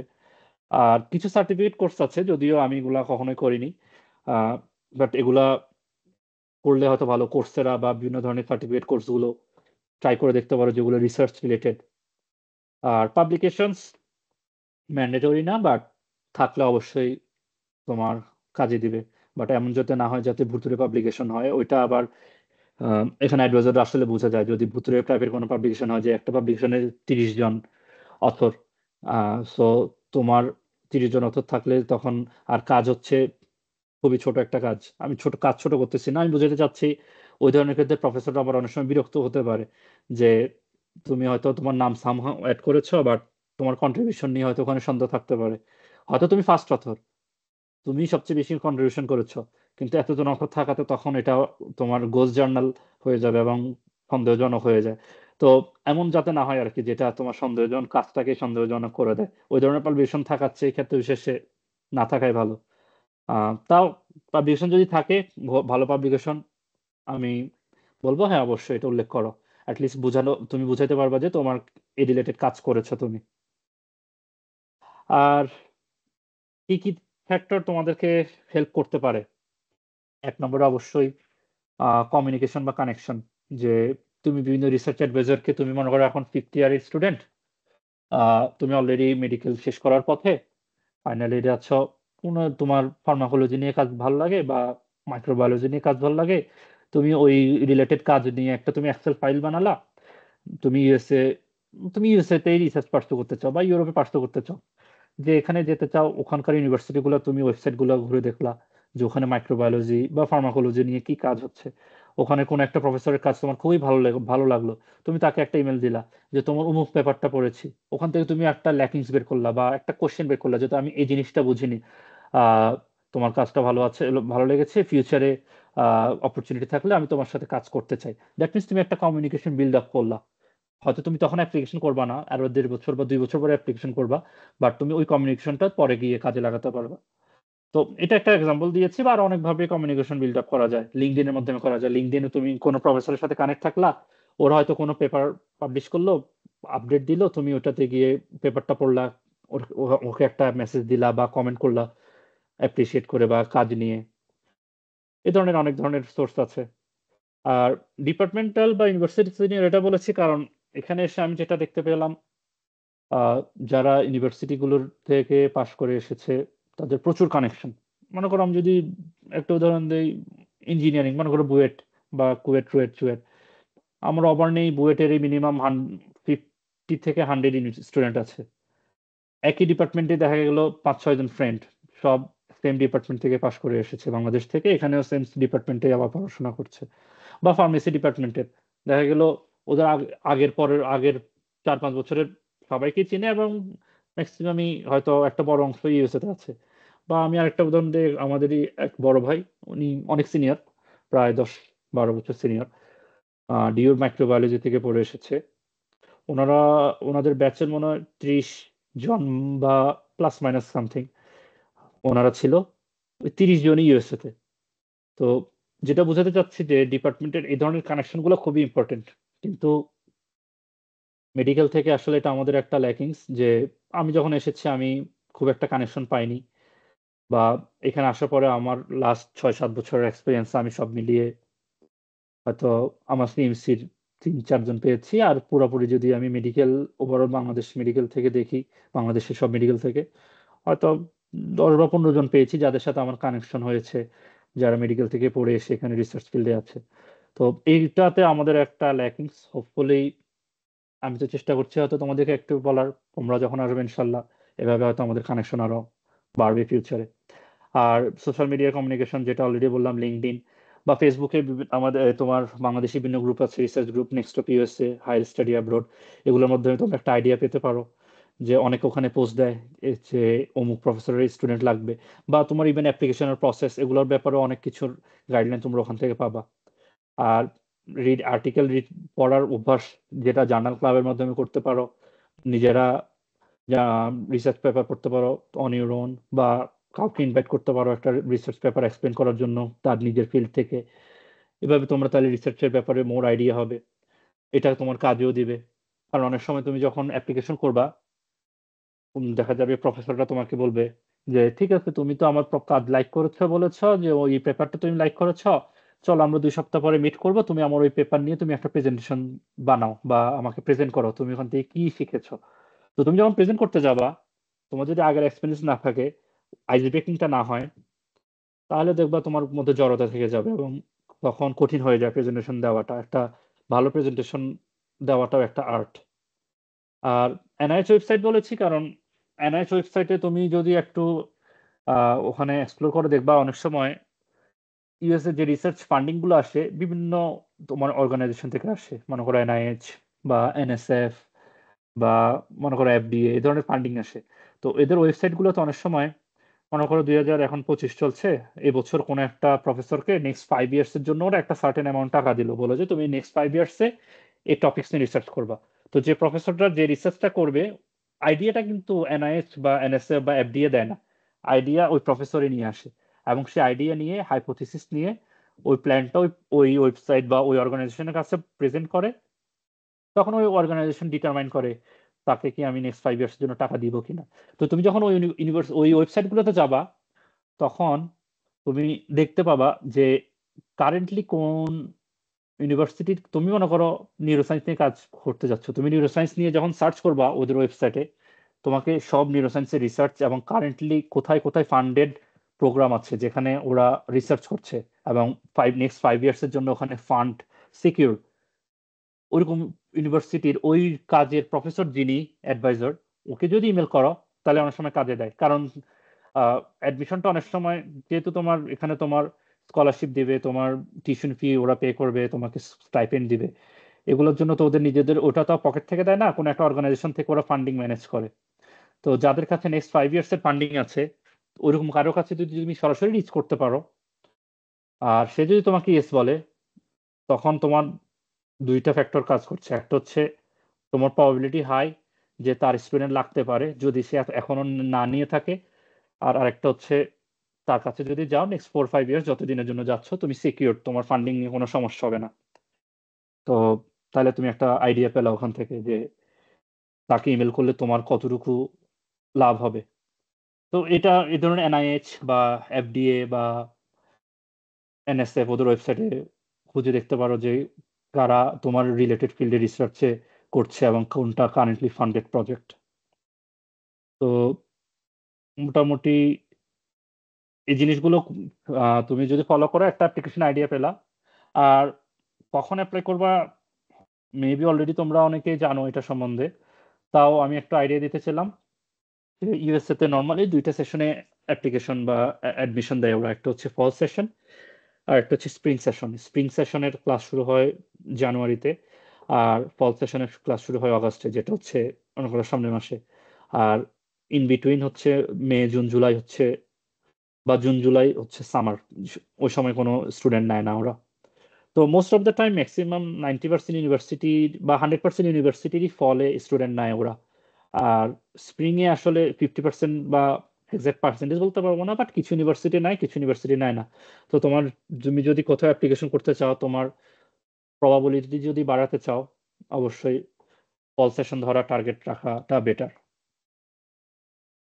আর অ্যাপ্লিকেশনের ডেডলাইন নিয়ে যদি বলতে চাই, আহ, তোমার মোস্ট অফ দ্য ইউনিভার্সিটির ডেডলাইন থাকে ডিসেম্বরের 1। কিছু ইউনিভার্সিটির হয়তো তোমার জানুয়ারিতে থাকে, but most of the time December 1 শেষ হয়, যেটা হচ্ছে মনে করো অগাস্ট বা সেপ্টেম্বরের দিকে শুরু হয়।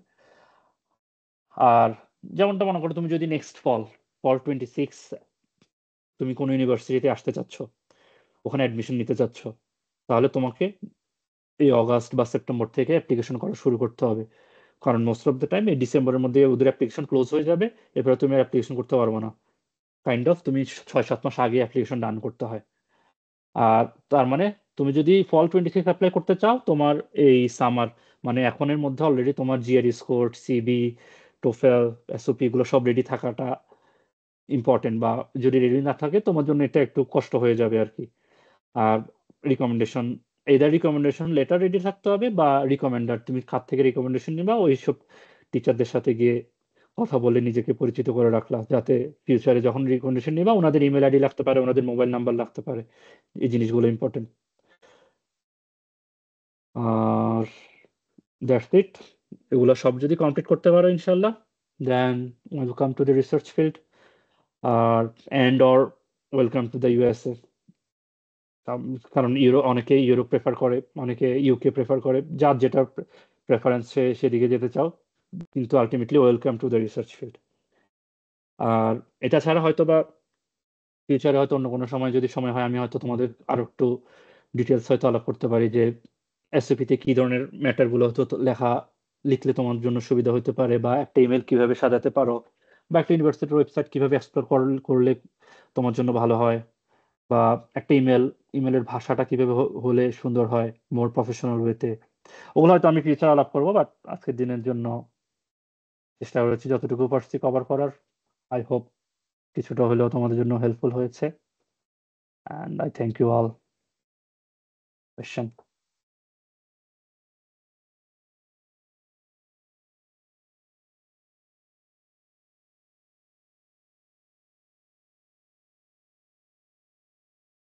এখানে মুমতাহিনা হাত তুলছিল, ও তোমার কি কোনো কোয়েশ্চেন আছে? বা অন্য কারো যদি কোনো কোয়েশ্চেন থাকে তাহলে আস্ক করতে পারো ফ্রিলি ভাইয়ের কাছ থেকে।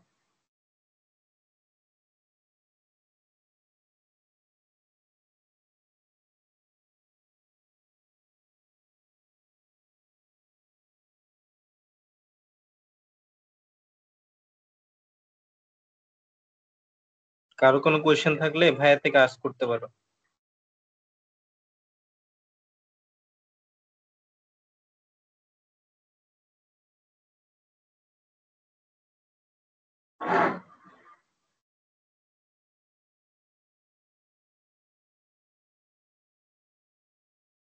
আচ্ছা ভাইয়া, হয়তো অনেকে যেহেতু বিগিনার, অনেকের হয়তো ফিল্ডটা সম্পর্কে মানে ফার্স্ট জানতেছে, বা এই মানে একাডেমিয়া অনেক সময় ক্লিনিক্যাল সাইড ওইগুলো ডিফারেন্স করতে পারে না আর কি।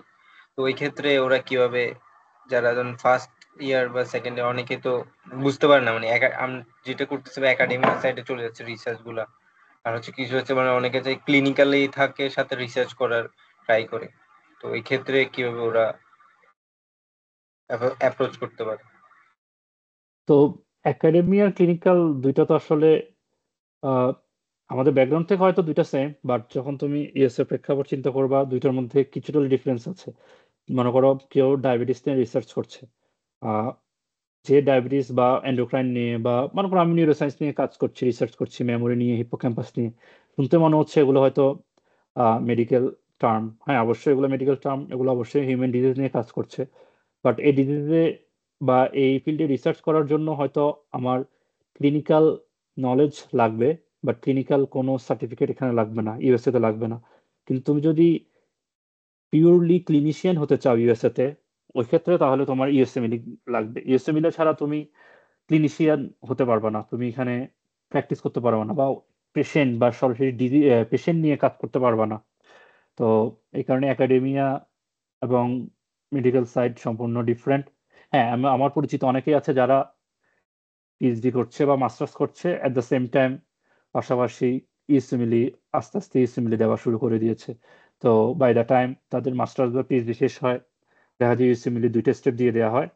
আর এতে যেটা যেটা সুবিধা হয়, ইউএসএমএলতে অনেক সময় ওরা রিসার্চ এক্সপিরিয়েন্স দেখতে চায়। তো মাস্টার্স বা পিএইচডি যে রিসার্চ এক্সপিরিয়েন্স ওইটা ওরা ওইটাকে ভালো কাজে লাগাতে পারে সিভিতে। আর অ্যাট দ্য সেম টাইম যেহেতু অলরেডি যেহেতু ইউএসএ তেই থাকবে, তাহলে ভিসার ইস্যুটাও কিছুটা কমপ্লিকেশন কমে যায়, যেটা বাংলাদেশে থেকে ইউএসএমএল স্টেপ 1-2 দিলে অনেক সময় রোটেশনের জন্য ইউএসএ তে B1 B2 ভিসা বা যেটা ভিজিট ভিসা ওই ভিসাগুলোতে, বা অনেক সময় J1 ভিসাতে আসে অনেকে, তো ওই ভিসা ক্যাটাগরি গুলোতে আসা একটু টাফ হয়ে যায়। তো যেটা বলতে চাচ্ছি যে ফার্স্ট ইয়ার সেকেন্ড ইয়ার থেকে যদি কারো রিসার্চ ফিল্ডে আসার ইচ্ছা থাকে, অ্যাট দ্য সেম টাইম যে আমি ক্লিনিশিয়ানও হতে চাই, বেটার স্টেপ 1টা তো যেহেতু এমবিবিএস থাকাকালীনই দিয়ে দেওয়া যায়, স্টেপ 1টা আগে দিয়ে দিলেই ভালো। তাহলে তোমার কিছুটা কাজ আগে আগাই থাকলো, আর পরে তুমি যখন ইউএসএতে আসলা রিসার্চ ফিল্ড রিসার্চ করতে করতে তুমি স্টেপ 2টা দিয়ে দিতে পারলা, তাহলে সবই কভার হলো।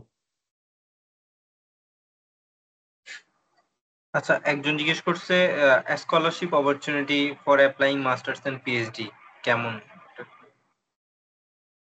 অপরচুনিটি অনেক, জাস্ট এখন ওইটা তোমার যেটা বললাম আমি যে ফ্যাক্টর গুলা বললাম, যে তোমার এসওপিতে তুমি নিজেকে কিভাবে প্রেজেন্ট করেছো, তোমার রিকমেন্ডেশনটা তোমাকে কতটুকু ভালো রিকমেন্ডেশন দিয়েছে রিকমেন্ডার, আর রিসার্চ এক্সপিরিয়েন্স থাকলে তো অবশ্যই ভালো, বা কিছু এক্সপিরিয়েন্সও যদি থাকে তাহলে ওই জিনিসগুলো তো একটা ফ্যাক্টর। আরেকটা হচ্ছে অ্যাপ্লিকেশনের ক্ষেত্রে দেখা যায় তোমার দুই ধরনের অ্যাপ্লিকেশন হয়, একটাকে আমরা বলি সেন্ট্রাল অ্যাপ্লিকেশন, আর একটাকে বলে kind of personalise application. Personalise টার্মটা সঠিক না, এটা হয়তো আমি বললাম টার্মটা, যেটার সারমর্ম হচ্ছে কিছু ইউনিভার্সিটিতে ফান্ডিং গুলা ইউনিভার্সিটি ইটসেলফ দেয়। দ্যাট মিনস মনে করো চিটাং মেডিকেল থেকেই স্কলারশিপ দেওয়া হবে 5 জনকে, যে এই 5 জনকে চিটাং ইউনিভার্সিটি নিজের পকেটের খরচে পড়াবে। ওইটা হচ্ছে সেন্ট্রাল অ্যাপ্লিকেশন। তাহলে তুমি ওই ইউনিভার্সিটির কাছে রিচ আউট করবা, ইমেল করবা ইউনিভার্সিটির অ্যাডমিশন কমিটির কাছে, বা ইমেল না করিয়া সরাসরি অ্যাপ্লিকেশন করলা ইউনিভার্সিটির। ওরা যদি মনে করে যে অ্যাপ্লিকেন্টদের মধ্যে তোমার অ্যাপ্লিকেশনটা কম্পিটিটিভ, তারা তোমাকে সরাসরি অ্যাডমিশন দিয়ে দিবে, এবং ওসব জায়গায় অ্যাডমিশন মানেই মোটামুটি স্কলারশিপ কনফার্ম। এটা একটা। আর যেটা পার্সোনালাইজ, আমি বললাম পার্সোনালাইজ যদিও এরকম কোনো টার্ম নাই এখানে, সেটা হচ্ছে আমি আগে দিয়ে বললাম যে তোমাদের এনআইএইচ থেকে কাউকে 5 বছরের ফান্ডিং দিল, দ্যাট মিনস ওই ফান্ডিং এর এখতিয়ার ইউজ করার এখতিয়ার কিন্তু ওই প্রফেসরের কাছেই। অবশ্যই এটার অডিট হয়, হিসাব নিকাশ দেখাতে হবে কিভাবে খরচ করছে, বাট ওই ফান্ডিং এর আওতায় দেখা যায় 1জন বা 2জন বা 4জন 5জন স্টুডেন্ট নেওয়ার ওদের ওভাবে ওরা খরচ হিসাব করা থাকে। তো তুমি যখন ইমেল করবা, কোথাও যদি সেন্ট্রাল অ্যাপ্লিকেশন হয় ওখানে ইমেলিং এর খুব একটা কাজ নেই, বাট যেখানে সেন্ট্রাল অ্যাপ্লিকেশন না ওখানে যদি তুমি প্রফেসরদেরকে ইমেল করো, আর কোনো প্রফেসর যদি তোমাকে লাইক করে যে হ্যাঁ আমি তোমাকে নিতে চাই, আমারও একটা স্টুডেন্ট লাগবে, ওই ক্ষেত্রে ওই প্রফেসরই তোমাকে দেখা যাবে তোমার পুরো মাস্টার্স প্রোগ্রাম বা পিএইচডি প্রোগ্রামের জন্য ফান্ডিং, ওরা স্কলারশিপটা প্রোভাইড করবে। তো অ্যাপ্লিকেশন করার সময় আসলে ওইটা তখন খুঁজে দেখতে হয় যে কোথায় সেন্ট্রাল আর কোথায় তোমার ইন্ডিভিজুয়াল প্রফেসরকে ইমেল করতে হবে। কোথাও অনেক সময় ইউনিভার্সিটির ওয়েবসাইটগুলোতে লেখা থাকে, আর অনেক সময় তোমার নিজে এটা ইউনিভার্সিটির প্রফেসরকে ইমেল করলে ওরাই বলে দেয় যে এখানে তো আসলে সেন্ট্রাল অ্যাপ্লিকেশন, বাট তুমি অ্যাপ্লাই করো, ওইভাবে বলে দিবে হয়তোবা।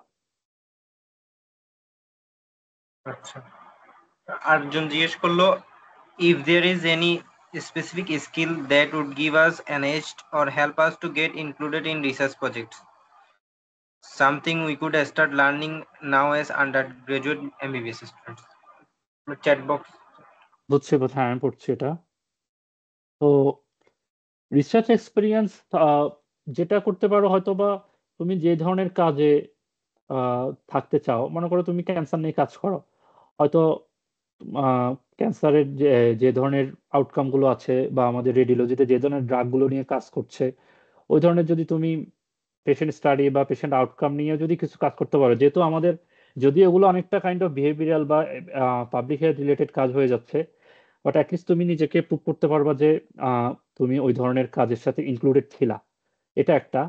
আর যদি মোর প্রেসাইজ হতে হয় যে তুমি ওয়েট ল্যাবের এক্সপিরিয়েন্সই চাচ্ছ, যে আমরা যে ধরনের মেথোডোলজি ইউজ করি, তো ওই ক্ষেত্রে মেডিকেলে থাকা অবস্থা আসলে একটু টাফ, আনলেস কোনো ওরকম ভলান্টিয়ার অর্গানাইজেশন থাকে, বা কোনো অর্গানাইজেশন থাকে যারা তোমাকে রিসার্চ এক্সপোজার দিতে হেল্প করবে। যেমনটা আমাদের কেনসা স্টেট ইউনিভার্সিটিতে একজন টিচার আছেন, উনি কেমিস্ট্রির ফ্যাকাল্টি, উনি বাংলাদেশী, এবং উনি হচ্ছে অনেক ভলান্টারি কাজ করেন এবং ওনার দেশে ২টা রিসার্চ কাইন্ড অফ স্কুল বলো বা রিসার্চ ক্লাব বলো আছে।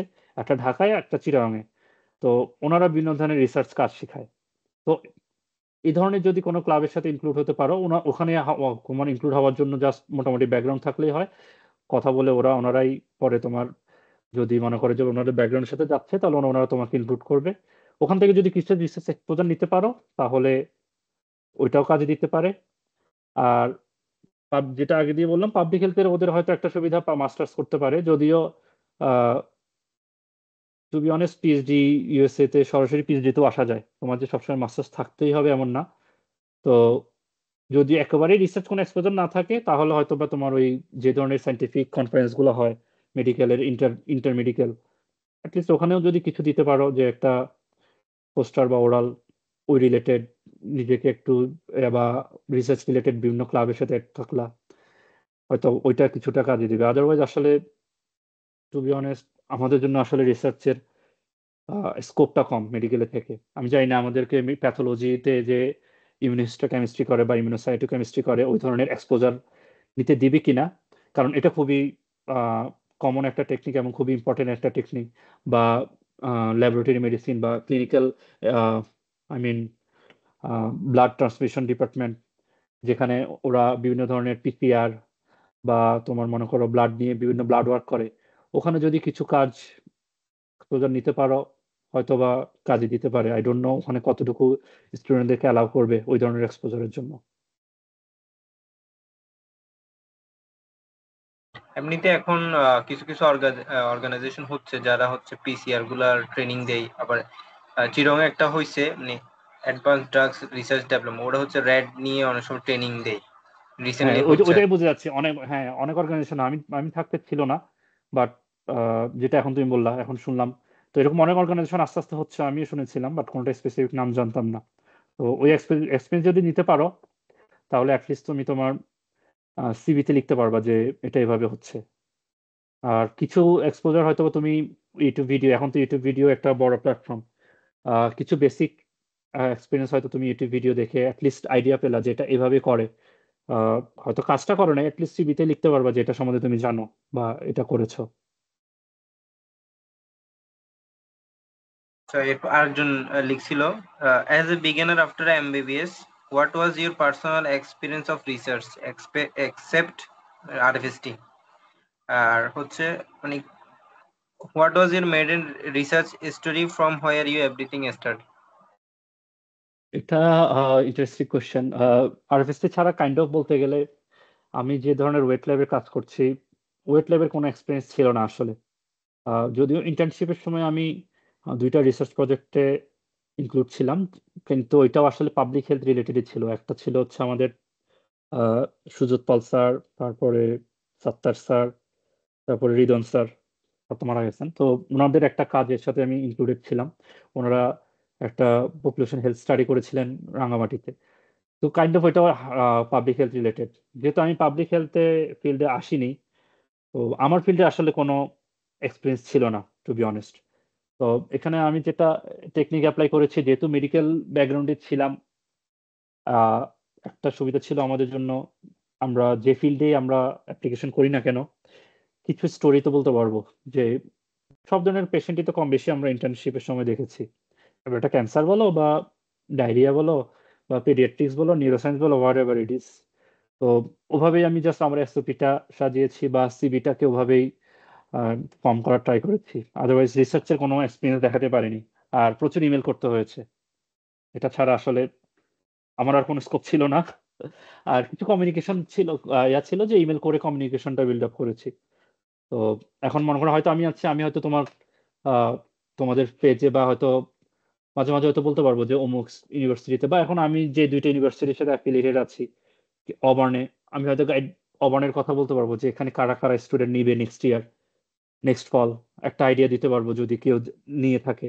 বা আমি কেনসোর কথা বলতে পারবো, বা আমি যেখানে মাস্টার্স করেছি তাস্কিগি, ওইটার কথা বলতে পারবো। বা আরো একটা 2টা ইউনিভার্সিটির হয়তো খোঁজ খবর নিয়ে জানাতে পারবো যেখানে আমার পরিচিত কেউ আছে, মেডিকেলের হোক বা নন মেডিকেল হোক। তো তাহলে তুমি অ্যাটলিস্ট ইমেল করে জানতে পারবা। তো ওই কমিউনিকেশনটাই হয়তো তোমার কাজে দিতে পারে যদি রিসার্চ এক্সপিরিয়েন্স নাও থাকে। তো কমিউনিকেশন সবচেয়ে, আর যদি এক্সপোজার না থাকে অ্যাটলিস্ট কমিউনিকেশনটা আমার মনে হয় যত আর্লি শুরু করা যায় আর কি। আচ্ছা, যে কোনখান থেকে আপনার যে রিসার্চে আসাটা, কোন জার্নি থেকে? জার্নি বলতে মানে ইন্সপিরেশন বোঝাচ্ছ মানে নাকি জাস্ট কিভাবে শুরু করেছি ওইটা? আমি যে মানে হ্যাঁ, তো এখানে লিখছি what was your maiden research story from where everything started. বুঝছি। ইন্সপিরেশন বলতে গেলে কাইন্ড অফ অনেকগুলো ফ্যাক্টরি আছে। একটা তো হচ্ছে, যদিও আমি আম এখনো ক্লিনিক্যালকে মিস করি, ক্লিনিক্যালকে অবশ্যই লাইক করি। বাট রিসার্চের প্রতি কিছুটা ফ্যাসিনেশন ছিল। আর আমার এই কিছু কমিউনিকেশনের মধ্যে কিছু মানুষজন ছিলেন যারা আমার রিলেটেড রিসার্চ করেছেন। তো ওনারাও ইন্সপায়ার করেছেন অনেক যে ইউএসএ তে কি ধরনের রিসার্চ হচ্ছে। তো আমি আসলে জানতামই না যে মেডিকেল থেকে কি ধরনের রিসার্চ হয়। কারণ ওরা আজকে আমি তোমাদেরকে যে ধরনের কথাবার্তাগুলো বললাম, আমি আনটিল ইন্টার্নশিপ শেষ করেছি আমাকে কখনো এই ধরনের কথা কেউ বলেনি। সো আমার আইডিয়াও ছিল না যে মেডিকেল ফিল্ড থেকে কি ধরনের রিসার্চ সেগুলো মেক্সিমামই আমি আ মোস্ট অফ ইট ইউএসএ তে আসার পরে জেনেছি। আর যতটুকু আমি দেশে থাকতে জেনেছি আমার কমিউনিকেশনের কারণে যারা আমাকে ইন্সপায়ার করেছে, তাদের মাধ্যমে জানতে পেরেছি যে এই ধরনের রিসার্চ গুলো হচ্ছে। আমার মনে হয়েছে যে এটা ইন্টারেস্টিং। তো আমি ইমেইল করা শুরু করেছি অ্যাপ্লিকেশন। আমি মূলত কয়েকটা জায়গায় ইমেইল করেছি যেখানে সেন্ট্রাল অ্যাপ্লিকেশন ছিল। কিছু জায়গায় ইমেইল করেছি সরাসরি প্রফেসরের কাছে। একটা জায়গায় ইন্টারভিউ নিয়েছি। উনি আমাকে ফার্স্ট কোয়েশ্চেনই করেছে আ আমি আমার কোনো এনিমেল এক্সপোজার আছে কিনা, যে কখনো আমি এনিমেল ইউজ করেছি কিনা। তো আমি ওনাকে বললাম, "আমি তো অনেক হিউম্যান নিয়ে কাজ করেছি। ব্লাড ওয়ার্ক বা সেগুলো নিয়ে আমার সমস্যা নাই। বাট এনিমেল এর এক্সপোজার নেই।" তো আমার কাছে মনে হচ্ছে উনার কাছে এটা পজিটিভ মনে হয় নাই। যেহেতু আমার এনিমেল এক্সপোজার নেই। আবার উনি সেকেন্ড কোয়েশ্চেন করেছে যে আমি পিসিআর পারি কিনা? আমি পারি না। তো আল্টিমেটলি উনি আমাকে নেয়নি। আর আমি যেখানে মাস্টার্স করেছি তাস্কিগ ইউনিভার্সিটি, ওখানে আবার সেন্ট্রাল অ্যাডমিশন। দ্যাট মিনস ওখানে প্রফেসর ম্যানেজ করতে হয় না। অ্যাপ্লিকেশন করবা। ওখানে অ্যাপ্লিকেশন যারা অ্যাপ্লিক্যান্ট আছে তাদের মধ্যে যদি তোমার অ্যাপ্লিকেশনটা ভালো হয়, তাহলে ওরা অ্যাডমিশন দিবে এবং ওই ক্ষেত্রে ফান্ডিং ও কাইন্ড অফ সিকিউর। তো যেটা বললাম, আমি আগে ইন্সপিরেশন পেয়েছি। আমার পরিচিত অনেকেই আমাকে বলেছে যে এই ধরনের রিসার্চ হয়। আর পরে আমি অ্যাপ্লিকেশন করেছি। সেন্ট্রাল অ্যাপ্লিকেশন ছিল। স্কলারশিপটাও ম্যানেজ হয়েছে ওখান থেকে। তো তোমরাও ওভাবেই করতে পারো। আর একটা হচ্ছে তোমার যারা অ্যাপ্লিকেশন করবা হয়তো 3rd ইয়ার টু আর্লি এই ইয়ার জন্য, যে কোন ইউনিভার্সিটিতে এপ্লাই করবো ওটা দেখার জন্যে। বাট ফাইনাল ইয়ার বা internship is a good time, যে তুমি এক্সপ্লোর করতে পারলা কোথায় সেন্ট্রাল অ্যাপ্লিকেশন অ্যাটলিস্ট ওইসব ইউনিভার্সিটি গুলো যদি মোটামুটি মিডল টায়ার র্যাঙ্কিং হয় বা লোয়ার র্যাঙ্কিং, মনে করো 100 এর বাইরে র্যাঙ্কিং হয়, তো ওগুলাতে ট্রাই করে দেখতে পারো, ইমেল করে দেখতে পারো। অ্যাটলিস্ট কিছু কানেকশন পাবা।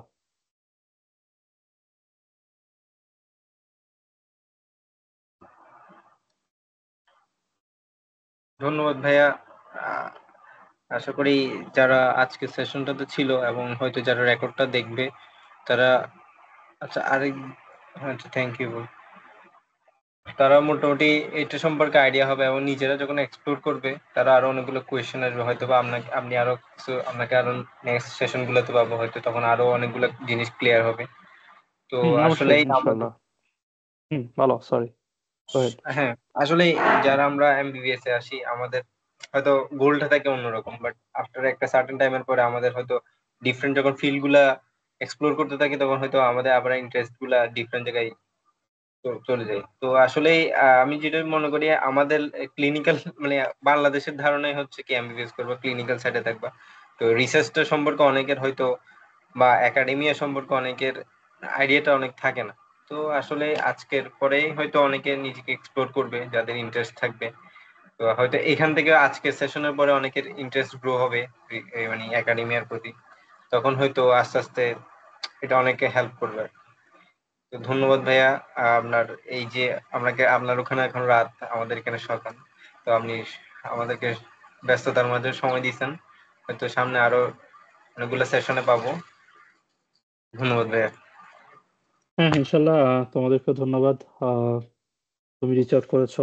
তোমাদের মানে চিটাং মেডিকেল, আমি তো মনে করো তুমি ইউএসএ যেখানে যাও, তোমার ইনিশিয়াল ইন্ট্রোডাকশনটা শুরুই হয় কে কোথায় থেকে আন্ডারগ্রেড করেছে এটা দিয়ে। তো আমি যেখানে যাই, যখনই যেখানে থাকি, আমার ফার্স্ট পরিচয় হচ্ছে আমি সিমসিয়ান যেটা মিডল থেকে পড়েছি। তো আর ওই সিমসিয়ান প্ল্যাটফর্মে একটা প্রেজেন্টেশন দেওয়া বা ওদের সাথে কিছু মুহূর্ত শেয়ার করা, এটা আমার জন্য খুবই ভালো একটা অনুভূতি ছিল। এবং কিছু রিসার্চের ব্যাপার আলোচনা করা বা কিছু চেষ্টা করেছি কিছু দিক নির্দেশনা দেওয়ার। আই হোপ কিছুটা হলেও হেল্পফুল হবে। কারণ আমি যখন ছিলাম অ্যাটলিস্ট আমার এই ব্যাপারে কোনো আইডিয়া ছিল না এই কি ধরনের রিসার্চ হয়, বিশেষ করে যারা একাডেমিয়াতে যেতে চায় তাদের জন্য। ইভেন তুমি যদি কেউ যদি ক্লিনিক্যাল সাইডেও যেতে চায়, আমি এক্সাম্পল দিতে পারি। আমার পরিচিত এখানে কেউ কিছু ছিল যারা ইউএসএমএল দিয়েছে, বাট হয়তো ম্যাচ হচ্ছিল না। রিসার্চ এক্সপিরিয়েন্স থাকলে ভালো হতো ওদের জন্য। ওরা দেখা গেলো একটা মাস্টার্সে জয়েন করলো, মাস্টার্স করতে করতে পরে ম্যাচও হয়ে গেছে। তো একটা ওই রিসার্চটাই খুব ভালো কাজে দিয়েছে ম্যাচের জন্য। তো রিসার্চ মানেই যে একাডেমিতে যেতে হবে এমন না, মাস্টার্স বা পিএইচডি গুলোও কিন্তু ম্যাচিং এর জন্য অনেক হেল্প করতে পারে। আর এখানে যে এক্সপোজার গুলো হবে এগুলোও সবার জন্য খুবই হেল্পফুল। আমার এখানে আমার মাস্টার্স পিএইচডি বা কারেন্টলি যেখানে আছি, আমার অ্যাটলিস্ট মোর দেন 100 স্টুডেন্ট, ইন্টারন্যাশনাল বলো বা আমেরিকান বলো, আমি ট্রেন করেছি, রিসার্চ ট্রেন করেছি। বা এখানে তো মেডিকেল স্কুলটা একটু ডিফারেন্ট। এখানে আগে আন্ডারগ্রেড কাইন্ড অফ অনার্স শেষ করতে হয়, তারপরে মেডিকেল স্কুলে যায়। তো আমার আন্ডারে অনেক স্টুডেন্ট ছিল যারা আমার তোমার রিসার্চ ফিল্ডে এসেছে এক্সপোজারের জন্য, যাতে পরে মেডিকেল ফিল্ডে যেতে পারে। তো আমার অনেক ধরনের ইন্টারাকশন হয়েছে এবং অনেক ধরনের এক্সপিরিয়েন্স হয়েছে। তো তোমরাও যারা রিসার্চ ফিল্ডে আসবা, এই জিনিসগুলোও কাজে দিবে। তুমি সিভিতে লিখতে পারবা যে তুমি কয় স্টুডেন্ট ট্রেন করেছো, তোমার ইন্টারাকশন হয়েছে, যেটা তোমার লিডারশিপ ক্যাপাবিলিটি বা তোমার মেন্টরিং ক্যাপাবিলিটি এগুলোকে প্রুভ করবে। অ্যাট দ্য সেম টাইম রিসার্চের একটা পাবলিকেশনে যদি করতে পারো, তুমি ওটা তোমার ইউএসএমএল পরে ম্যাচিং এ তুমি বলতে পারবা যে আমার রিসার্চ এক্সপিরিয়েন্স আছে, আমি এটা পাবলিকেশনও হয়েছে।